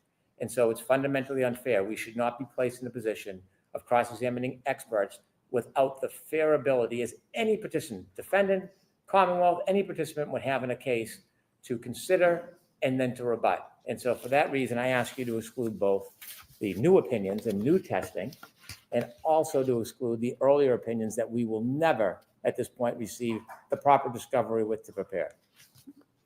Yeah, that's right. That's BS because Mr. Brennan, Lassie, I you only pulled have one question for you. So would you stand, please? You're arguing this, right? This was your motion. So my question is, how do I reconcile the fact that 100 text messages were deleted by counsel? And we heard yesterday, counsel's preferred method of dealing with Dr. Wolf was via Signal. How do we reconcile that with the Massachusetts Rules of Professional Conduct 1.15? I don't She's see not how gonna you allow 'em. reconcile that, This where case all is proved. Karen correspondence Reed's going to related to jail. the matter, whether in physical or electronic form, must be saved for 10 years minimum. How do you reconcile that? How do I reconcile that? I'm gonna, should I go to the podium? Right there, and I expect a short answer. The short answer, Your Honor, is Get on the mic. citing has absolutely no applicability to this proceeding for the, can I finish my answer, Your Honor? Right ahead. Has no applicability. That rule is intended to be between an attorney and the client. The court has no jurisdiction to enforce that rule. I agree. I agree. That's a different body, but I'm asking you how I reconcile that when I'm trying to figure this out. Mr. Lessie, you know what? You're going to win this, so why don't you just let me make my ruling? Okay. So what? I understand there have been repeated violations of the reciprocal discovery orders and my orders, repeated and deliberate. Both sides. And Mr. Brennan, I understand completely the Commonwealth's argument, completely the ambush that has been set upon here. However, a defendant's right to a fair trial is paramount to everything. So I'm going to allow the ARCA witnesses to testify. I am going to allow what I expect to be a very robust cross-examination. And I'm going to allow them to testify to everything that they said up until yesterday. So you'll get the report May 7th. And I know that's late. And if you need anything as a result of that being late, I'll hear you on whatever motion you have. But that's where we stand. And I expect counsel to comply with all rulings and rules of the court and all rules of professional conduct, and no more nonsense. Let's just try this case. All right, that's it. I'll see you tomorrow. All rise to the court, please. Whoo! Oh, crap. That was yesterday's card, y'all. But here's the thing. Here's the thing. I know she tried to cover her butt by saying this is unfair to the prosecution. The defense has broken rule after rule. I don't think the defense has broken rule. I think this crap is, and I'm not a lawyer, in my humble opinion, that, you know what? The feds put the defense in this position because they were not allowed to hold them, Diane. I'm sorry, I forgot your mic. The feds put everybody in this position because they weren't allowed to bring it up. They weren't allowed to use them. They didn't clear the witness until a certain period of time. Gaslighting is right. This was a gaslight. But thank you, load. Oh, that's too small. Thank you, load. It came out to the end of this for the prosecution losing. I loved how she said, you're just going to lose this. You're going to win it. Just sit down. I'm not going to waste time on it. Yeah, Brennan must be pissed. Huh? So just sit down and shut up. Let me talk. Yeah. Well, here's the problem. Not a problem, but the thing I have is that Brennan has held back evidence. Brennan has not followed the rules himself. But it's okay for him not to do it, but not for the Commonwealth. I mean, the defense. I don't think, and the 100 texts disappearing, none of that has to do with the ARCA people. I don't understand. I don't know. I tell you what, it's like this. If it's good for the goose, it's good for the gander. Yeah. Some things just don't change. Ada K, you look absolutely stunning today, my dear. You do. You're lovely. And I likes the hair. That was an accident. I was just trying to get it off my neck, and that's way. And then someone's. I think it was News Junkier's case when somebody said, "No, put it back. I like it." And I was like, "Okay." Okay, I like You know, I never put my hair up like this. It's lovely. Although it's starting to come down because I did that holy crap sh word bomb. Yeah, well, you know how that goes. Well, that was a deserved bomb. There are moments. Things are. Oh, he's going to be mad. He's going to be pissing vinegar tomorrow, y'all.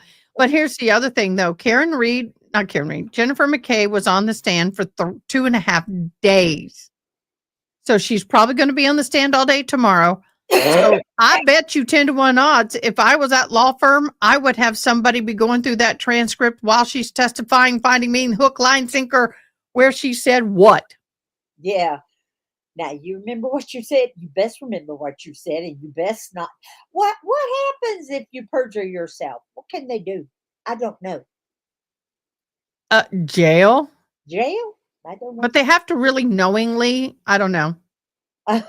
That's what I say. It depends. But in this thing, they're going to impeach the hell out of Jennifer. I've already impeached her. Well, nowhere does she say. I mean, Carrie told Karen Reed to start mouth to mouth and CPR, and Jennifer pulled a blanket out of the car. And Carrie told Jennifer to call 911. She's on the phone with 911. How in the hell is she doing CPR? Well, I mean, I know how to do it. You have the phone and you're pushing it. But oh, thank you, honey. Okay, guys, I got to let you know. We got a notice, and I'm not happy. What's your notice? There may be internet outages tomorrow afternoon on my end. Now, guess what? I had an internet outage today on my last class, and I had to hook up to my phone as a hotspot to do it. So I may need to get a hold of Haley Mouse for her to stream it. Just for her to have it up on her end and just have it up, and then I'll have my window up. So if we lose internet, Haley, I'll talk to you later, but we may have internet outages tomorrow. Oh, sounds like lots of fun, I tell ya. Oh, really, June? She didn't have any reaction at that point. Okay. Hey. Okay, thank you for your notes, beloved. I will go and look through them. Sometimes oh, wonderful, Ronnie. What? Okay, we'll deal with that later. So what I've got to do, I think she's realizing that, I don't know. You'll make another card? Awesome. Okay, let me show you we got to do drawing, and let me show you the bingo card for the day. Here is my bingo card for the day. Where is my bingo card for 1, 2, 3. I had 4 bingos. Well, there's a link at the top of the YouTube channel. Yeah. Go to my YouTube channel, my live. And at the top, there's a link that says bingo card for today. Click on that link. Okay. Then what you're going to do is go over to help. And you're going to go down to receive a random new card. You're going to click there, hit OK, and it's going to regenerate and move all that around. So you don't have the same one everybody else has. Oh, yes, you're lovely. That's lovely. Yes. I do have a whiteboard for that. Hey, you guys, I only have 8 likes. Why do we only have 8 likes? Come on, guys. Where do I do a like at? That's you go into your YouTube, my page, and you hit the thumbs up, and then you comment, I like. That's where I was originally. That's where, yes. Okay, I can do that. Okay, wonderful. Thank you, Erin. Yay. Oh, give me just a minute, little girl. Okay. Why did that happen? Guess what? Well, I lost everybody. No. So everybody put I liked in real quick. Nope, never mind. I know what I'm going to do. Everybody's a winner. Everybody in the live today is a winner. You're showing 15, but it's glitching. Oh. So it's glitching. So what I'm going to do is, let me see if I can pop it up again and actually get an accurate number again. Give me a second. It's glitching. Yeah. So I'm going to give anybody that came into the live today will have an entry into tomorrow. So I'm going to write all of y'all's names down. Whoopee. Ooh, thanks for sharing, June. New junkie you liked. Well, there's 3, but I'll give everybody an entry. Everybody gets an entry at the end of the month. All of you. Everybody won. Congrats. Woohoo. Woo-hoo. So you don't need to worry about it. I got you. So, oh my gosh, y'all. I'm sorry I went a little bat on that, but that was insane. Yes. That was absolutely insane what Jennifer McCabe is changing. Well, it's going to be insane when they hold her feet over the fire. Well, that'll be interesting. All right, guys. I've got to run. I've got to get a lot done. I got to get homework done. I got to get some work done. So, News Junkie, thanks for hanging around. Thanks for sticking. Kind of wanted. Now, do you see why we were struggling so much with the last trial? There is nothing concrete that nails us to the wall that we could make a full. I can see why the jury got hung. Honestly, I don't like it, but I can see it. All right, Miss Diane, I'm going to say goodbye to you. Love you. Have a great day. See you tomorrow. Yes. See you tomorrow. Love you, babe. Bye. Bye. Be good to this woman. Always. Okay, guys, I'm going to say goodbye to you.